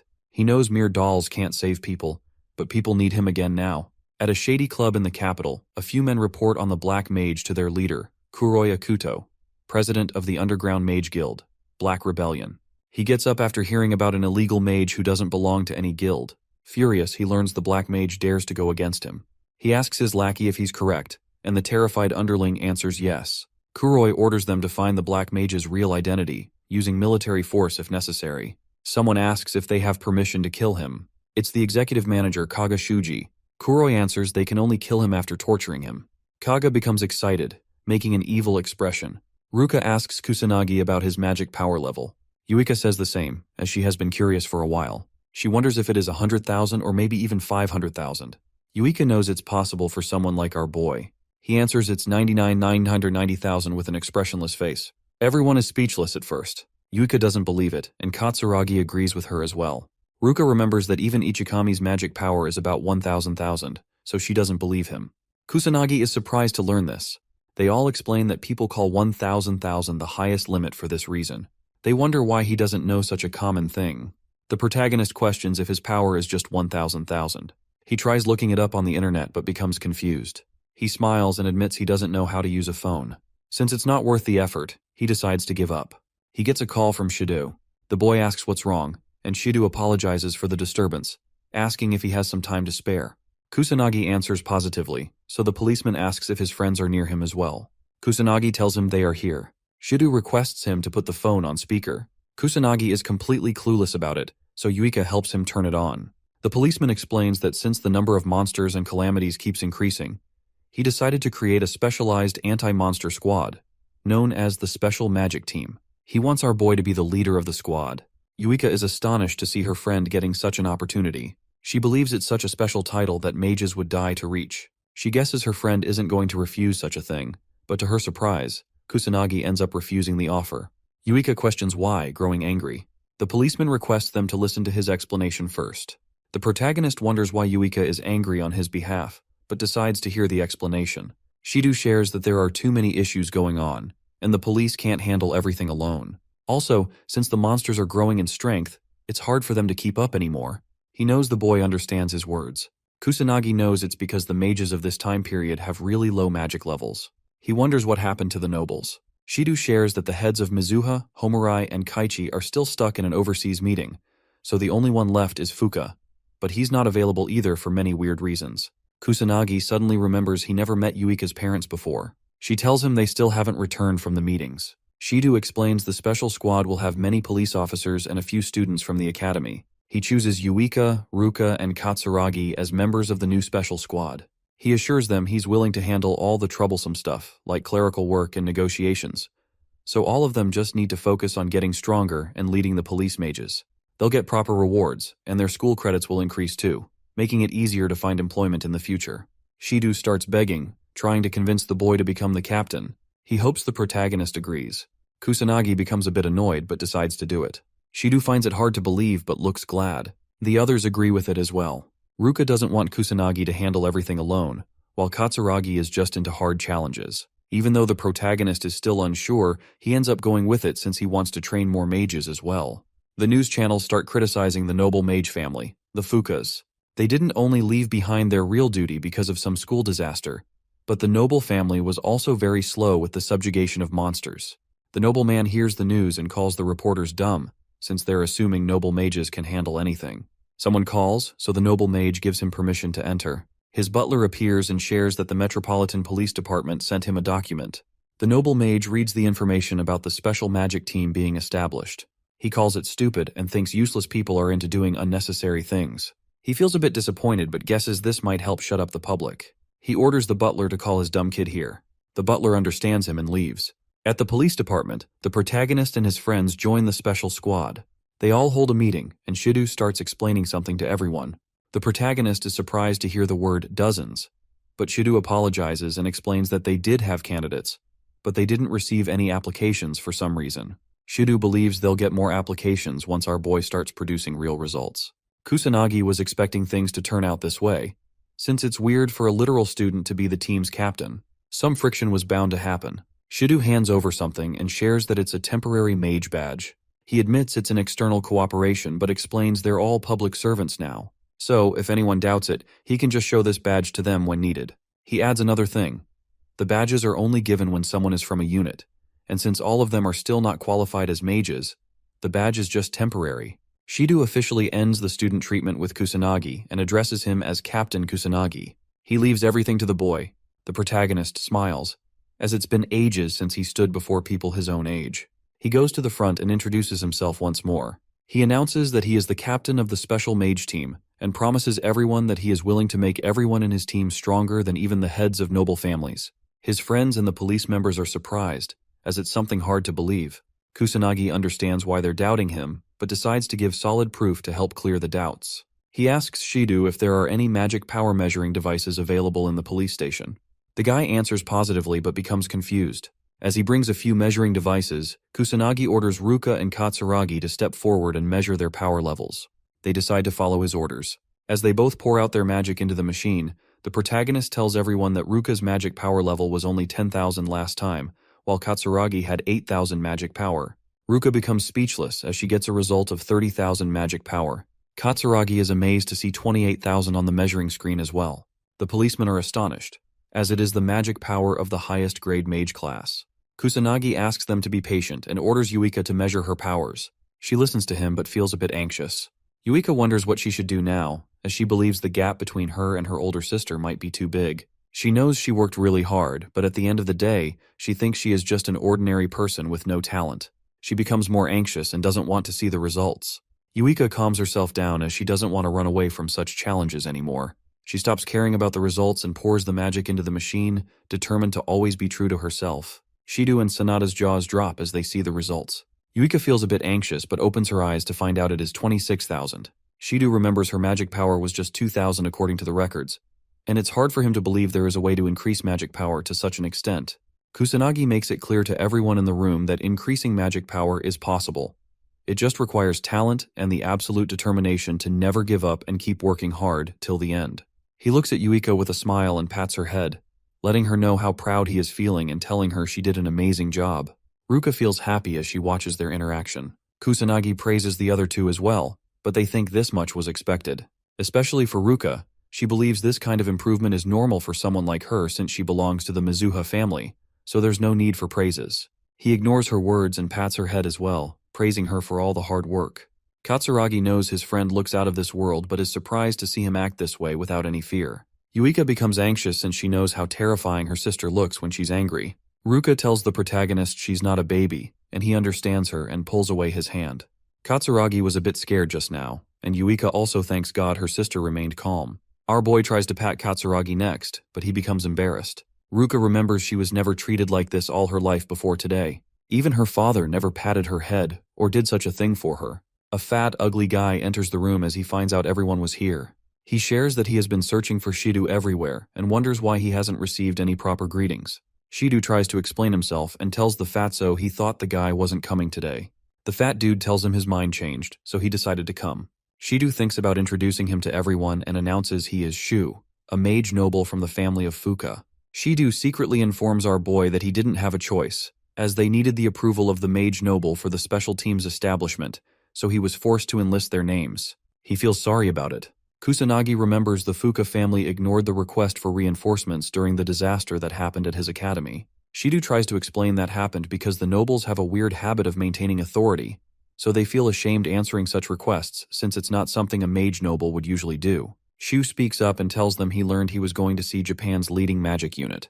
He wonders why there is a bunch of students in the room instead. Shidu introduces Kusanagi and reveals he is the one who defeated the boss monster and took care of the calamity that happened at the school. For his amazing achievements, he has been chosen to lead the team as the captain of the unit. Shu carefully looks at him and wonders how a trash student who doesn't even belong to a noble family stopped the school disaster. He steps on the protagonist's foot and arrogantly tells him he is nothing more than a piece of trash. He feels enraged to see our boy as the captain.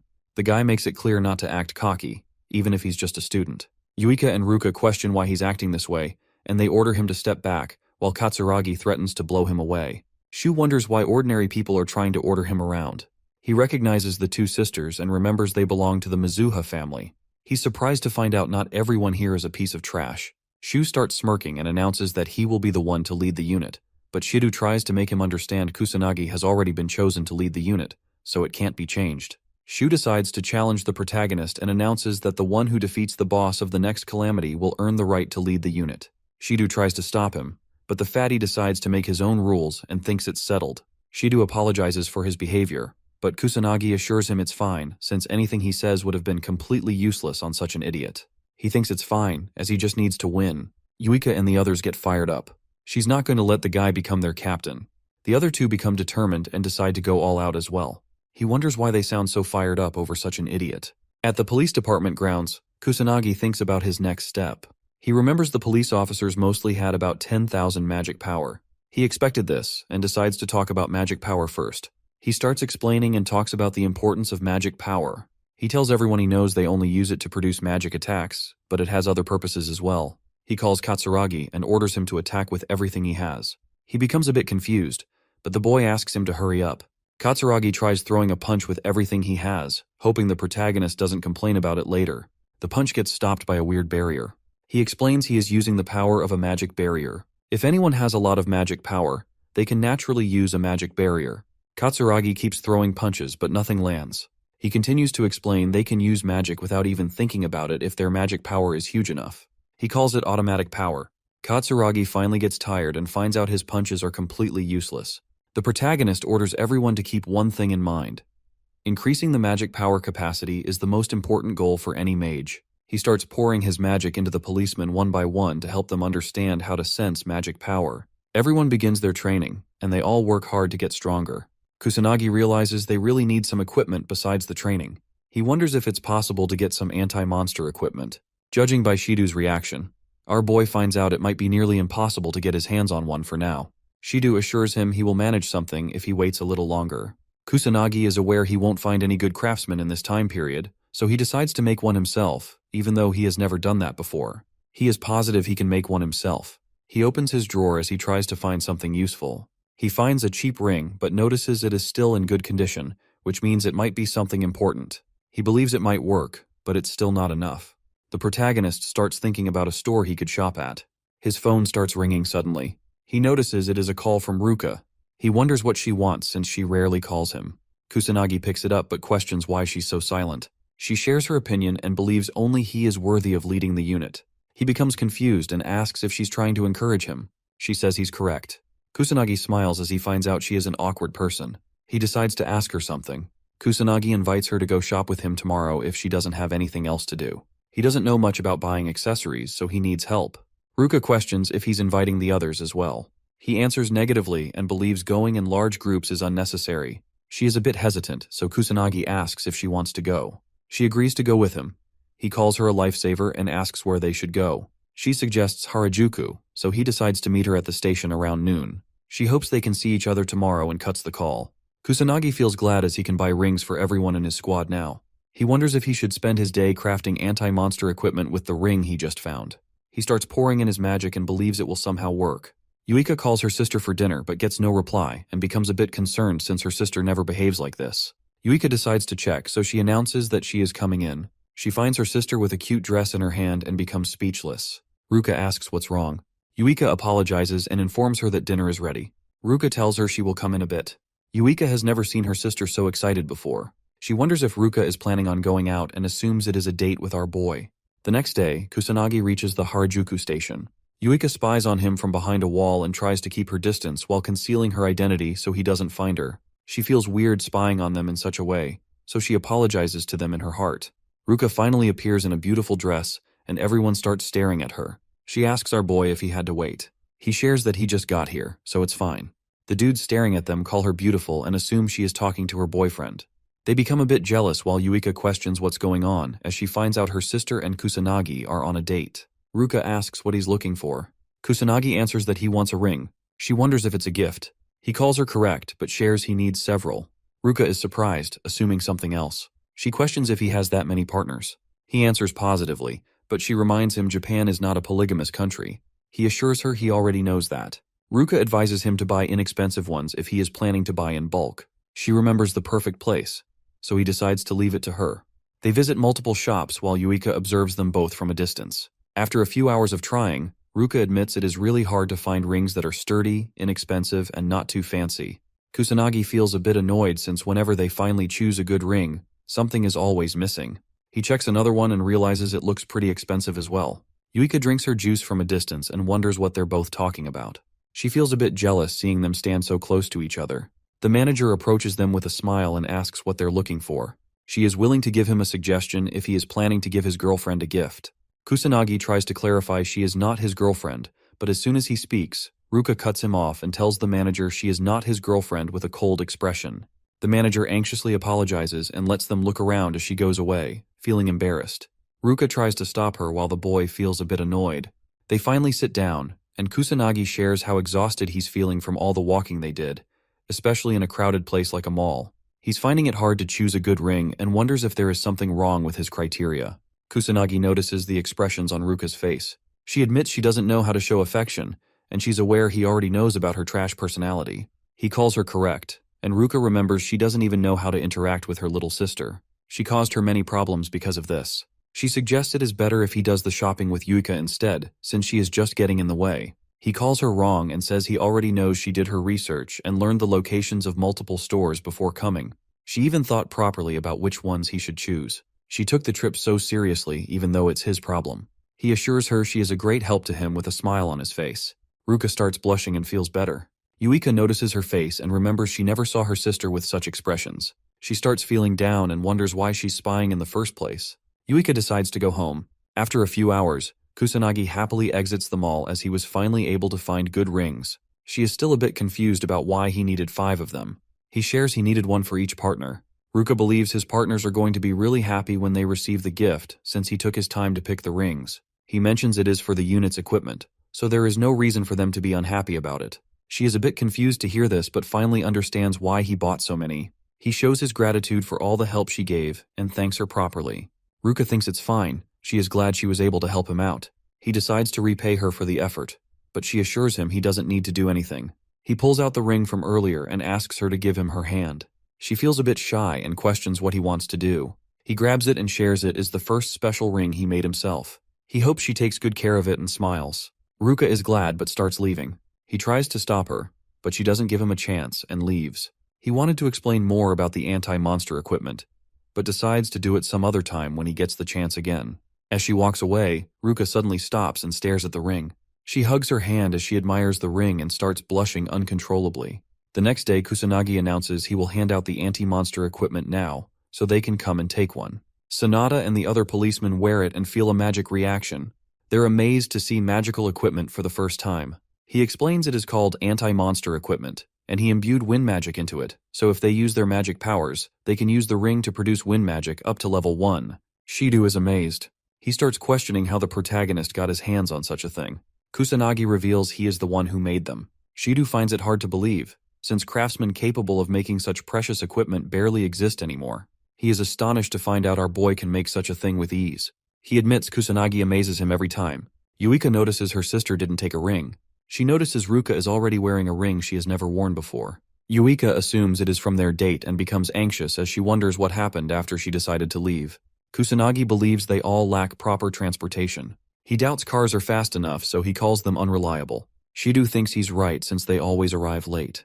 Kusanagi demonstrates how to use the wind magic spell, Aerial, using the anti-monster equipment. He believes it will help reduce the time they spend traveling significantly. He explains it is not strong enough to be used as attacks against monsters, but they can fly with it, so they should give it a try. He guides them by sharing they need to visualize jumping in the air since Aerial involves flying and acceleration. Sanada and Shidu start flying using the special ring. Kusanagi notices Yuika flying as well.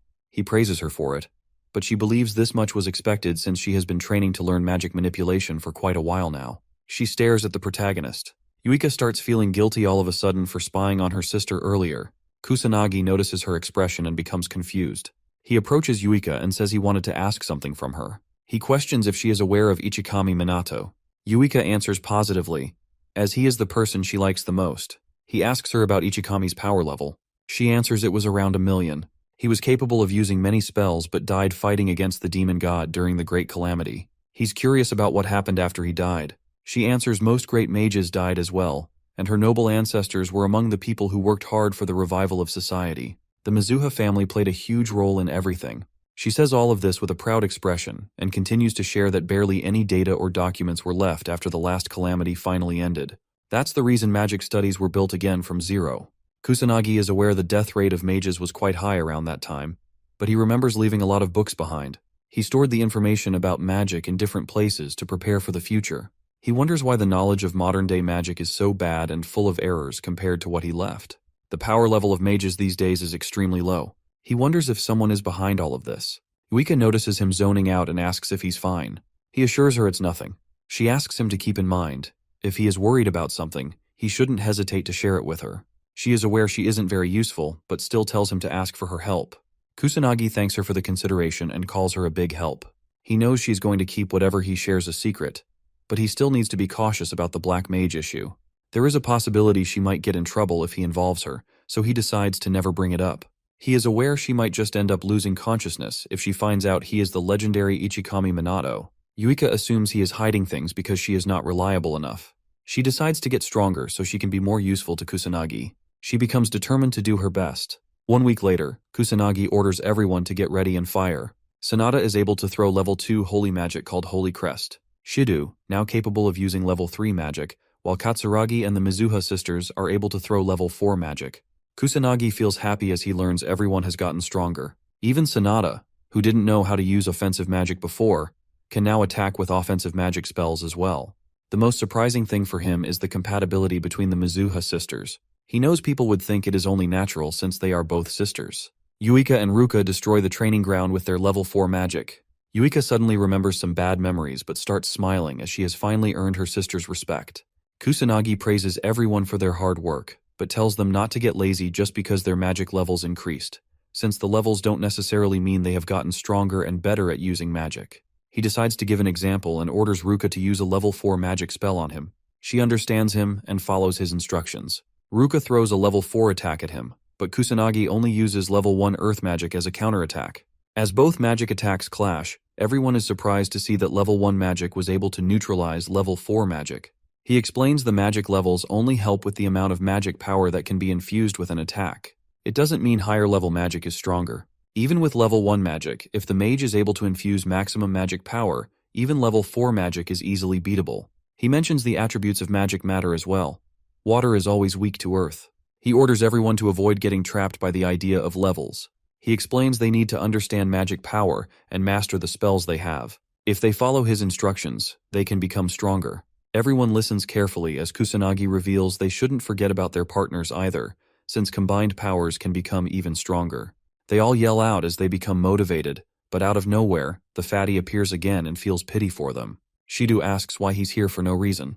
Shu thinks no calamity is happening anytime soon, so he's bored.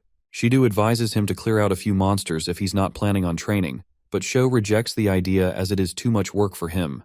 He leaves all of it on the police department while smiling wickedly. Kusanagi's friends become annoyed, but he feels nothing. Shu hopes the calamity arrives quickly as the sky starts turning red. Yuika notices it first and points out something is wrong. Shu realizes it really is the calamity and gets fired up. He reminds everyone that the squad that is able to defeat the boss first is going to be chosen as the leader of the special unit. He announces the beginning of his challenge. Kusanagi's squad becomes fired up as they are determined not to lose to an ugly fatso like Sho. Fatty and his men start using the equipment to fly away with their wind magic. He becomes cocky and calls everyone a loser as he leaves. Yuika calls him unfair, but Kusanagi reminds her that they can do the same as well. He orders everyone to properly prepare and put on their headsets. As the whole team starts flying, Kusanagi reminds them that it's their first fight as a squad, so they need to remain cautious. They all start moving. Shu leaves behind a car driving on a road. He calls it slow and laughs. Katsuragi calls him fast, and Yuika doesn't understand how the fatso can move this quickly with such a huge body. Kusanagi believes it's because they are all good at wine magic, so it's going to be tough for his squad to keep up. He knows he can easily overtake them, but doesn't want to destroy the purpose of being in a team. He decides not to rush since the citizens look completely fine. Shu starts making fun of them and mocks them for calling themselves a special squad since they can't even overtake him. He keeps calling them losers. Yuika notices his expressions and assumes he is mocking them, even though she can't hear his words. The fatty finds a few people and announces he is here. He warns them about the Calamity and starts killing a few monsters with his teammates. They all shoot wind magic and kill a beast. The civilians try to find a safe spot and ask the fatso for help, but he ignores them completely and keeps shooting wind magic towards the monsters. As the civilians are about to get caught up in his wind magic, the protagonist appears and shields them with his barrier. He asks the fatso what he's trying to do with a cold, terrifying expression. The noble brat and his men become so scared they almost piss their pants. He tries to understand what's happening as he can't even move his arm. Kusanagi's squad appears and confirms if the civilians are holding on fine. Yuika questions what the fatso just tried to pull off. She becomes angry and orders him not to drag ordinary people into a fight. Shu and his teammates are finally able to move again. He wonders if Kusanagi did something to his body. He brushes it off and believes it was nothing. Fatso calls it their fault for getting in the way of a mage noble like him. Yuika becomes irritated and orders him to repeat that. He uses his wind magic and starts flying off with his buddies while leaving the safety of commoners to Kusanagi. He is determined to defeat the boss. As the fatty leaves, Kusanagi observes him and is confident he could easily destroy the fatso in mere seconds. But he doesn't want to make it look like he is afraid of a stupid challenge. He suddenly realizes this might be a good opportunity for something. Kusanagi orders his squad to defeat the monsters while he protects the citizens from any kind of harm. Shidu wonders if he is confident about the challenge since it sounds hard to protect so many civilians all alone. Kusanagi assures him he's confident since he is the leader of their special unit. Shidu believes his words and thinks his question was stupid. Yuika motivates everyone to start defeating the monsters as they already rely on the protagonist so much. Everyone agrees with her, so our boy orders them all to start moving and win for him. They all move forward using their wind magic and start fighting the monsters. Yuika uses level 3 magic spells to destroy some strong monsters. She remembers being scared when faced with a similar situation before, but now she is surprised by her own capabilities as she can easily defeat demon soldiers. Yuika has finally gotten stronger. Kusanagi senses the magic energy around him and finds out both humans and monsters are mixed in, and many civilians are still stuck in a dangerous situation. He is aware of the situation's difficulty but believes he can take care of it because he is Kusanagi Minato. He moves forward with his wind magic to save everyone. Shu and his men keep blasting wind magic while ignoring the civilians. Ruka and the others maintain their formation and remain determined not to fall behind the fatso. Yuika starts sensing a weird magic energy out of nowhere. She looks back and finds a demon appearing behind her. The delusional fatty doesn't hesitate for even a second and runs towards the demon to stop the Calamity and win his stupid challenge. He decides to use his level 4 magic for it. His men try to stop the fatso as level 4 magic is not even going to scratch an opponent like the demon. Shu doesn't listen and believes they don't know anything because they have never fought a demon before in their lives. He is confident he will definitely win this battle since he is a noble mage. Fatty launches a level 4 wind attack, but the demon pulls out his level 4 fire magic in response and completely destroys the fatty's pathetic attack. Shu finds it hard to believe he was overpowered just like that. As the fire attack almost hits him, he starts running with his lackeys. Some civilians get caught up in it. They scream for help, but Shu ignores them and keeps running to save himself. Kusanagi appears and uses earth magic to stop it. His squad joins in, and they all defend the civilians from the fire attack. Kusanagi smiles and praises them for it. Yuika approaches the fatty. He is relieved he didn't die. With a cold expression, she questions why he just ignored the citizens and only saved his own life. He calls it their fault for not running away to safety. He believes they don't deserve to live if they are going to slow down a magic noble like him. Yuika becomes so angry hearing his stupid words, she is unable to control herself anymore, so she smacks his face as hard as she can. The fatty goes flying away after such a slap. She calls him prideless and pathetic for a magic noble. Shu questions why she slapped a nobleman like him. Yuika advises everyone to leave his pathetic ass behind and continue defeating the rest of the monsters appearing in the city. They all agree and start moving while Sho whines about being completely ignored by her. Kusanagi observes them while bringing the civilians to safety. He notices they are acting very noisy in front of the enemy. He guesses it's fine since they were able to calm down quickly. Kusanagi decides to go look for more survivors who need his help. He thinks about remaining cautious, as the boss can appear at any time. As the demon monster appears, Shu and his lackeys hide behind a wall as they finally accept they can't defeat such a powerful monster all by themselves. The teammates advise Fatso to start retreating. Shu knows the demon monster is just too powerful for him. Even though he is a noble, he doesn't believe he can defeat it. The Fatso suddenly gets an idea. He decides to let the other squad wear down the monster when they engage in a fight, and then, once the monster is weak, he plans to intervene and take all the credit by finishing it off. The lackeys praise him for his amazing idea. He thinks it's normal for a genius like him and guesses they should stay hidden and wait for the perfect time. His men agree with him. Shidu and the whole squad face the demon monster coming their way. Yuika is able to sense how strong the monster is. She doubts they can win this fight but becomes determined to do whatever she can. The whole squad starts attacking the demon persistently. They wonder if it's finally dead. But as the smoke clears, the demon comes out unscathed. Yuika finds out it didn't even scratch it. Ruka suggests they need to use level 4 magic or lower level magic with the proper amount of magic power behind the attack. The demon starts summoning fire attacks from his magic circles. He attacks them, and as they all try dodging it, Yuika learns it has gotten stronger than before, twice as strong as the magic she has. Yuika admits the difference in power is just so big. They have no chance of winning like this. She wonders what she should do next. Kusanagi notices his squad is stuck in a bad situation. He decides to give them advice. Kusanagi orders them to work together. She answers they are already working together. He advises her to combine her powers in the truest sense. He hints that she and Ruka hold the key to victory. Yuika becomes confused and anxiously asks what he means, but he orders her to figure it out herself. Yuika tries to stop him from leaving the call, but she gets attacked by fire magic and gets busy trying to defend herself. Ruka believes Kusanagi's words hold a deep meaning, so they all need to think about it as a team. Yuika thinks her sister is correct, since Kusanagi has always led them to great things. She finally understands what she needs to do.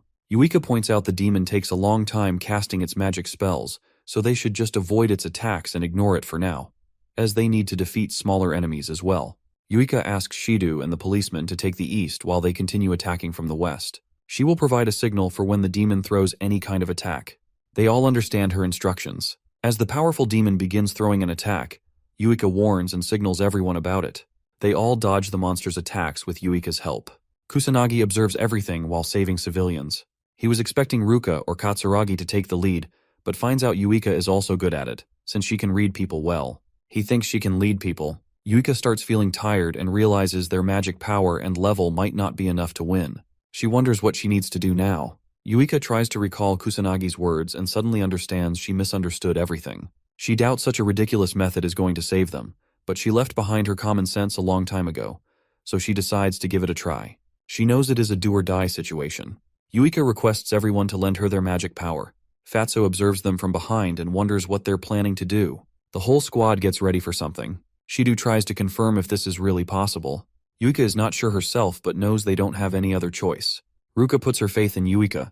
Katsuragi and Sanada decide to give it their all too, as they can just think of something else if this plan fails. The demon raises its arm and produces a level 5 fire magic blazing pillar.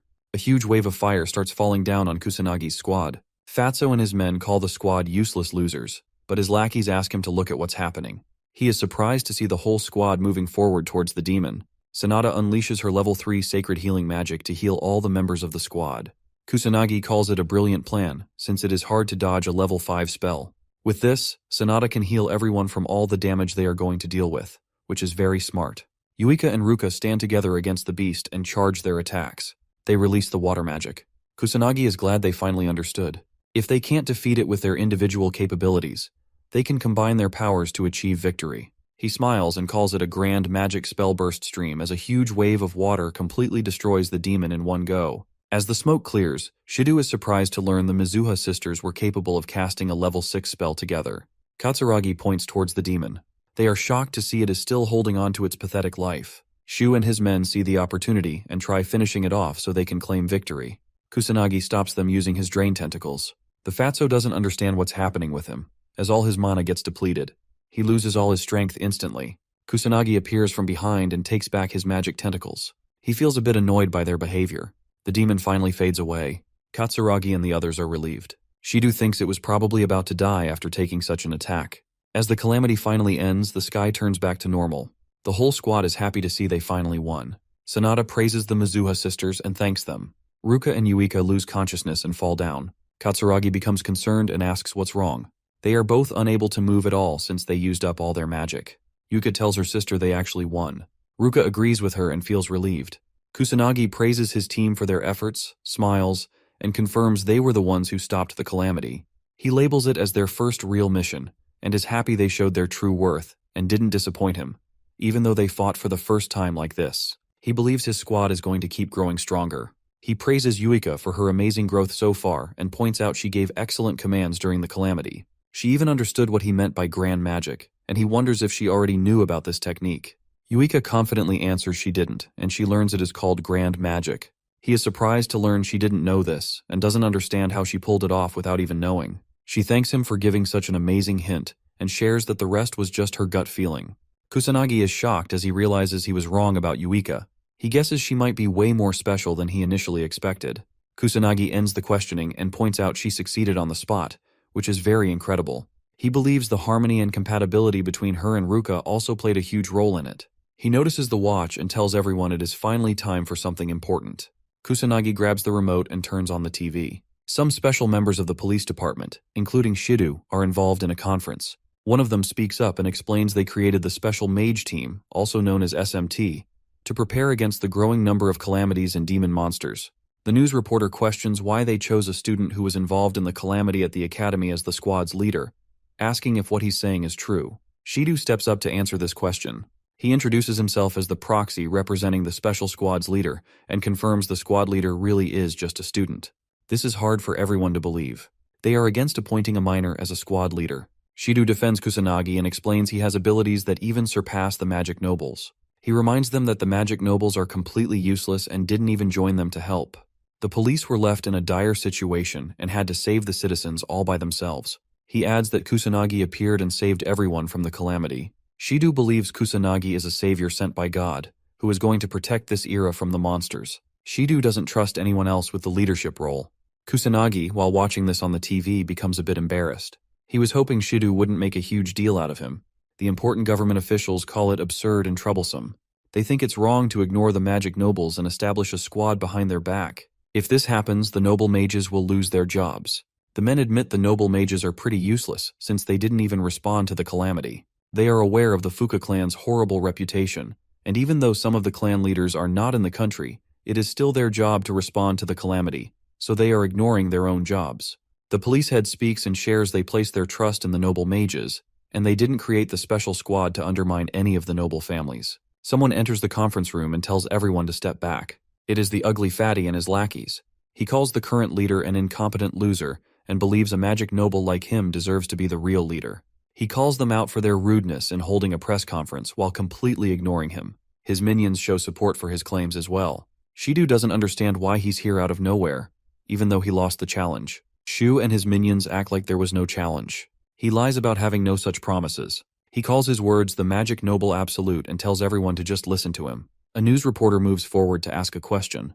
He gives her permission to ask anything. She informs everyone that she learned he didn't help any civilians during the calamity that happened recently. He instead kept dragging innocent people into his fights. She asks if this is true. Shu becomes anxious and answers that nothing like this happened, but the other news reporters call him out for his lies since they have proof of his wrongdoings. The officials question if a magic noble is really doing such horrible things. They call it unacceptable since the citizens are always the top priority. They don't let his actions slide this time. Fatso becomes terrified and orders everyone to shut up. He doesn't accept his fault and blames it on the civilians for getting in the way of a magic noble like him. He calls everyone peasants and orders them to stop talking. Shidu believes everyone already knows that the current magic nobles are corrupt. He points out how important it is to have heroes like Kusanagi who will lead the nation and protect people from monsters. Heroes who will fight with zero selfish intentions. He thinks Kusanagi is perfect to be their squad leader. Shidu points towards the fatty and tells everyone they don't need corrupt and selfish magic nobles who don't care about the citizens. The news reporters take Shidu's side, while the head of the police department becomes concerned. Fatso leaves frustrated and makes it clear to everyone that he will definitely take his revenge and make them regret what they said to him. Kusanagi smiles awkwardly as he sees the fatty leave. He is surprised Shidu didn't hold back at all this time. Yuika shows everyone the videos about the calamity that were posted on the internet. She reveals that the magic noble Fatso is getting a lot of hate for his actions. Kusanagi becomes a bit terrified of the internet since things spread very quickly. Yuika suddenly gets surprised. Kusanagi asks what's wrong, with an anxious expression. Yuika shares that all of their faces got caught on camera. Kusanagi becomes frustrated as it is impossible for him to hide his real identity after this. He was hoping to not stand out as much as possible, but knows things will become more complicated for him after this. After a few days at the meeting room, Kusanagi becomes surprised as he sees the huge crowd of people gathering. He wonders what's happening. Shidu shares that the higher-ups are giving their approval easily now, out of nowhere, and the number of people hoping to volunteer has suddenly increased as well. Shidu anxiously smiles and believes this is happening because of the information that got spread on the internet and the press conference that happened recently. Shidu starts apologizing for not holding back during the press conference. He is aware he made a mistake, and he somehow wants to make it up to Kusanagi. Our boy was hoping he could train more people but didn't want to stand out this much. Yuika appears from behind and grabs his arm. She suggests he should just get used to it since it's hard for the world to take its eyes off of someone as special as him. He calls it troublesome, and hopes he can avoid attention after this at least. At night, somewhere inside a mysterious place, a man tied to a chair gets asked a question. A guy holds his knife near the victim's throat and orders him to reveal everything or he's dead. The guy with red hair becomes terrified. He gets asked about the Black Mage but tries to clarify he already told everything he knew. He shares that the Black Mage is a young kid who can cast strong magic spells. The man slashes the red-haired dude with his knife and threatens him to reveal everything or he's dead. The victim becomes terrified and begs for his life. He finally recalls something else. The red-haired dude shares that the police are consistently checking the Magic Academy to learn more about the Black Mage, so there is a rumor he might be a student. He swears he doesn't know anything else about the Black Mage. The kidnapper believes in his words but calls it disappointing. The victim hopes he will get released now since he revealed everything. The mysterious man assures him he will, but kills him and clarifies he will get free from life's grasp instead. The victim bleeds out and dies. The mysterious four-eyed man becomes angry as blood splashes onto him. He calls it filthy and starts rubbing off the blood. He was able to learn the Black Mage might be a student.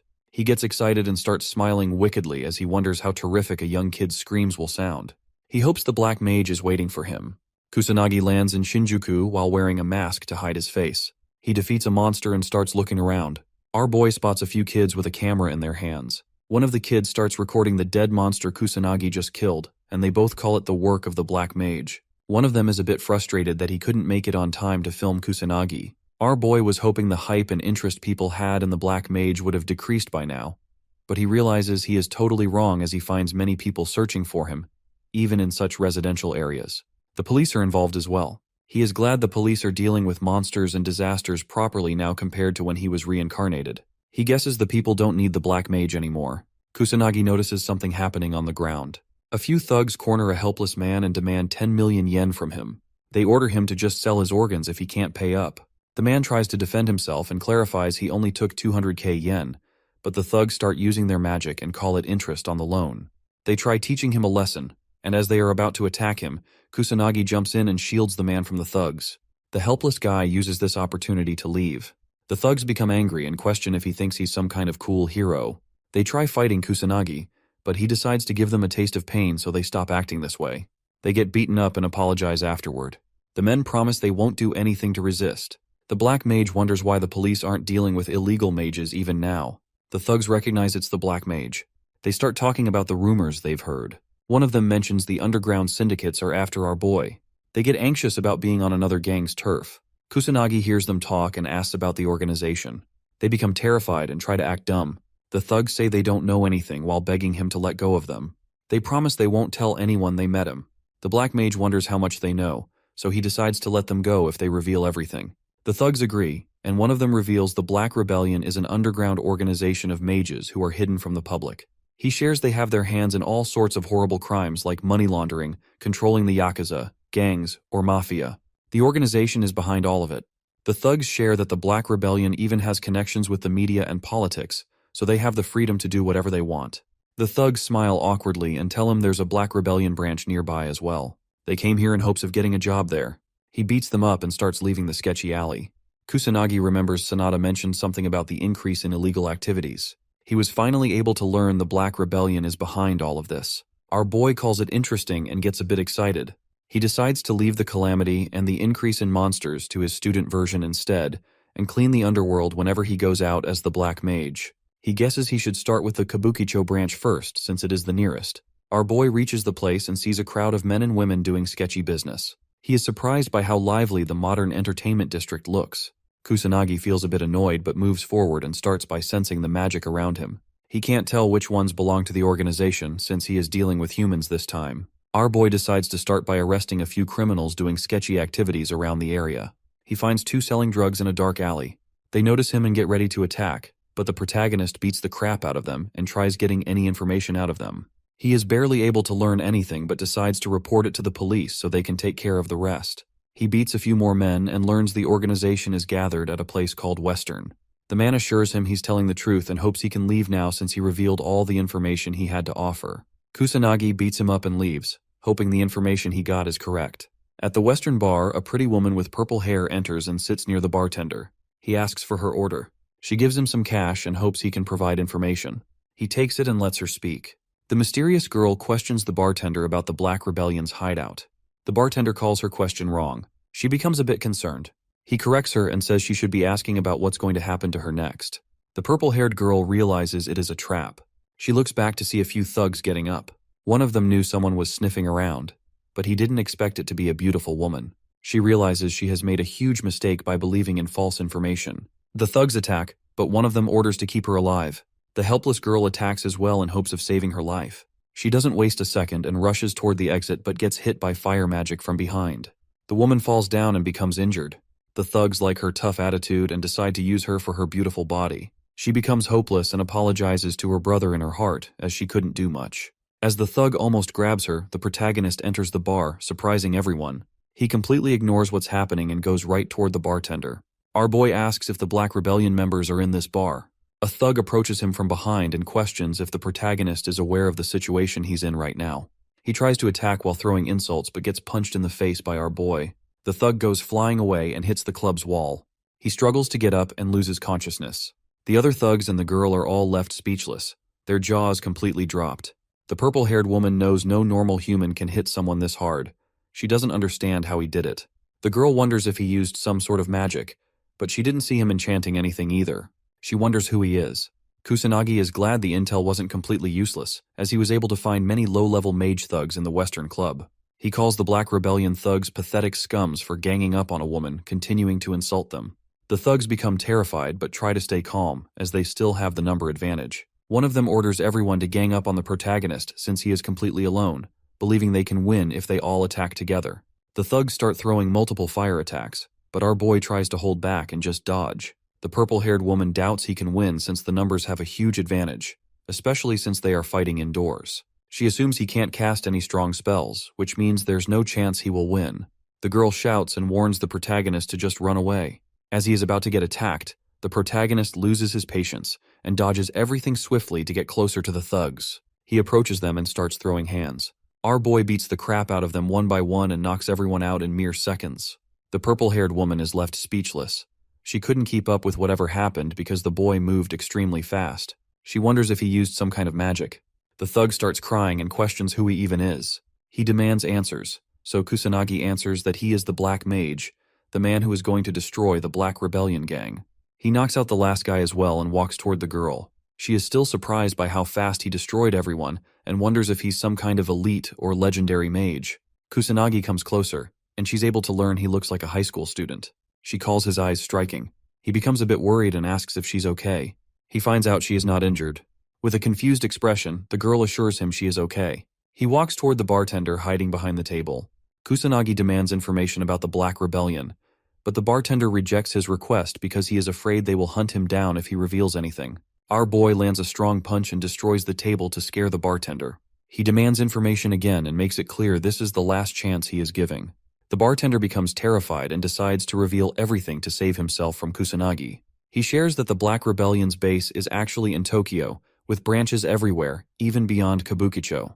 He has heard the head of the Kabukicho branch is not a person anyone should mess with. The leader of the gang is a mage, and he holds a lot of influence in the underworld. Some people even say he is controlling Japan from the background. Kusanagi asks about the branch, but the bartender swears he doesn't know anything about it. He explains that low-level guys like him just get crappy jobs and don't know anything about the branch location. The protagonist is a bit disappointed, as he's back to zero again.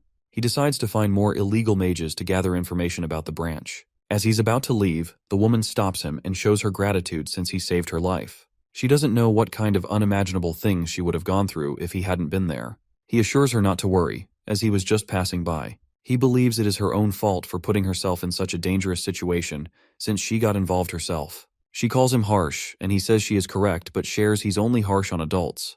The woman assumes he's planning to search for the Black Rebellion. She is curious and questions what he's aiming to do once he finally finds the gang. With a cold expression, he answers that he will destroy it. She is a bit shocked to see how serious he is. She learns he wants to destroy the gang completely, but doubts he can do it all by himself, even if he is strong. She knows she can't do it alone either, so she decides to make a request. The woman asks our boy if he wants to join her.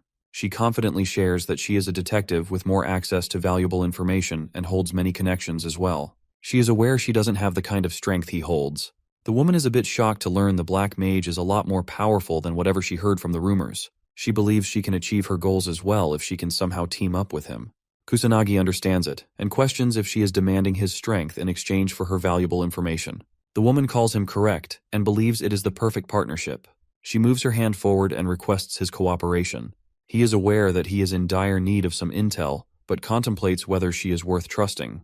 He guesses it's fine, as he can always just ghost her if things don't go according to plan. He agrees to it and shakes her hand as he decides to team up with the woman. She seals the deal and introduces herself as Leona. Our boy just shares that he is a black mage. She calls it hard and wonders why he doesn't have a shorter name. He gives the girl permission to call him whatever she wants, so she decides to go with Chrono. He agrees on Chrono. He questions why the thugs were after her. She shares that her aim was to somehow find the Black Rebellion's hideout. He calls her stupid for being so careless. She thinks they're both in the same boat, but he lets her know he can protect himself properly. She admits she has many weaknesses, but she didn't see any other choice since nobody dares to go against the Black Rebellion. Leona explains that these days the rogue mages are doing whatever they want in Kabukicho without any consequences, since the police are too busy dealing with the calamities. Kusanagi remembers that Sanada explained this earlier.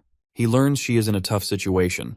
Leona tries to keep herself calm and reveals her younger brother was attacked by the rogue mages. Ever since their parents died, she had to take care of her brother all by herself.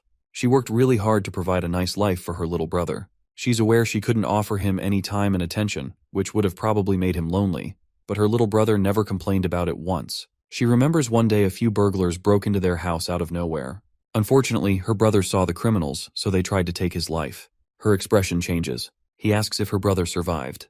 She shares he was injured and hasn't regained consciousness ever since that day. He knows even sacred magic is not enough to wake someone up from a coma. She becomes frustrated and tells him the doctors have no idea when he might wake up. Her brother is only 9 years old. She believes he deserved a normal life. Leona remembers the guys behind all of this were Black Rebellion lackeys. She was able to find and arrest all of them, but she's not going to be satisfied until the whole gang is destroyed. He asks if her aim is just revenge, but she calls him wrong and determinedly shares that she wants to correct things so no one has to go through the same thing she did. She's aware she doesn't have the strength to do it, but she believes he can definitely stand against the Black Rebellion gang. Kusanagi guesses her story is true, but wonders if she brought the whole thing up to stop him from betraying her in the future. He calls her a tough woman for her actions but smiles, as he is into desperate women. He warns her not to drag him down, but she assures him she has already located many potential hideouts, so he shouldn't underestimate her information network. She just has too many on the list and thinks they might even be Yakuza or the Mafia. That's the reason she was trying to move forward with caution. He demands the information about the hideout locations. She asks about his plan. The boy answers he will just go pay a visit. She warns him about how dangerous it is and doubts he can avoid getting killed, even if he holds a lot of strength. He assures her it is completely fine since he is the legendary Black Mage. She decides to give him the information, but tells him she will go check with him. He warns her about the danger, but she's stuck on going even if she gets killed. He questions what her brother will do if she loses her life. She thinks it's fine, as he will get insurance money if she ever dies. He calls money worthless and advises her to never say such a thing again, as family is the most important thing.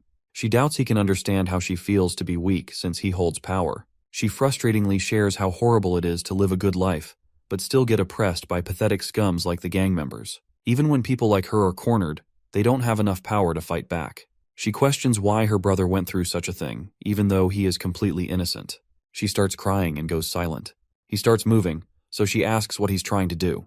He demands the hideout locations and assures her the gang members are going to pay for their crimes. She stops crying and finally cheers up. She gives him the information but thinks it will be hard going everywhere on foot. He assures her not to worry about it and holds her from the back.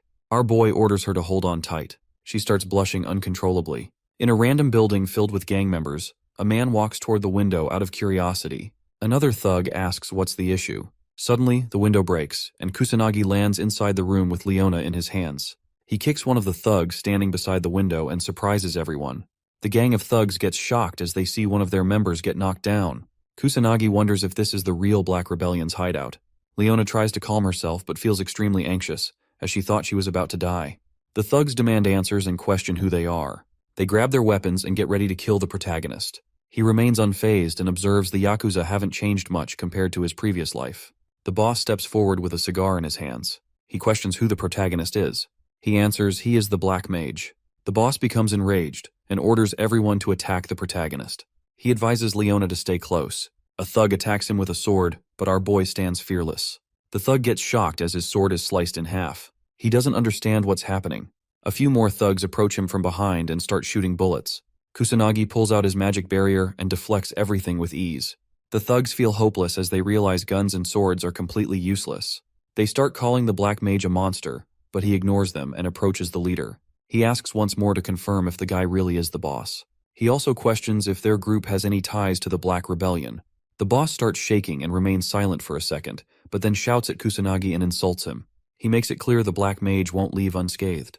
He warns the protagonist not to underestimate the Yakuza like this. The gang starts shooting and attacking again, but Kusanagi remains unfazed and calls them stubborn for not understanding. Leona thinks he shouldn't expect cooperation from such people. She doesn't understand how they're still unharmed after so many attacks. He senses none of them are real mages, so he guesses they have no ties with the Black Rebellion.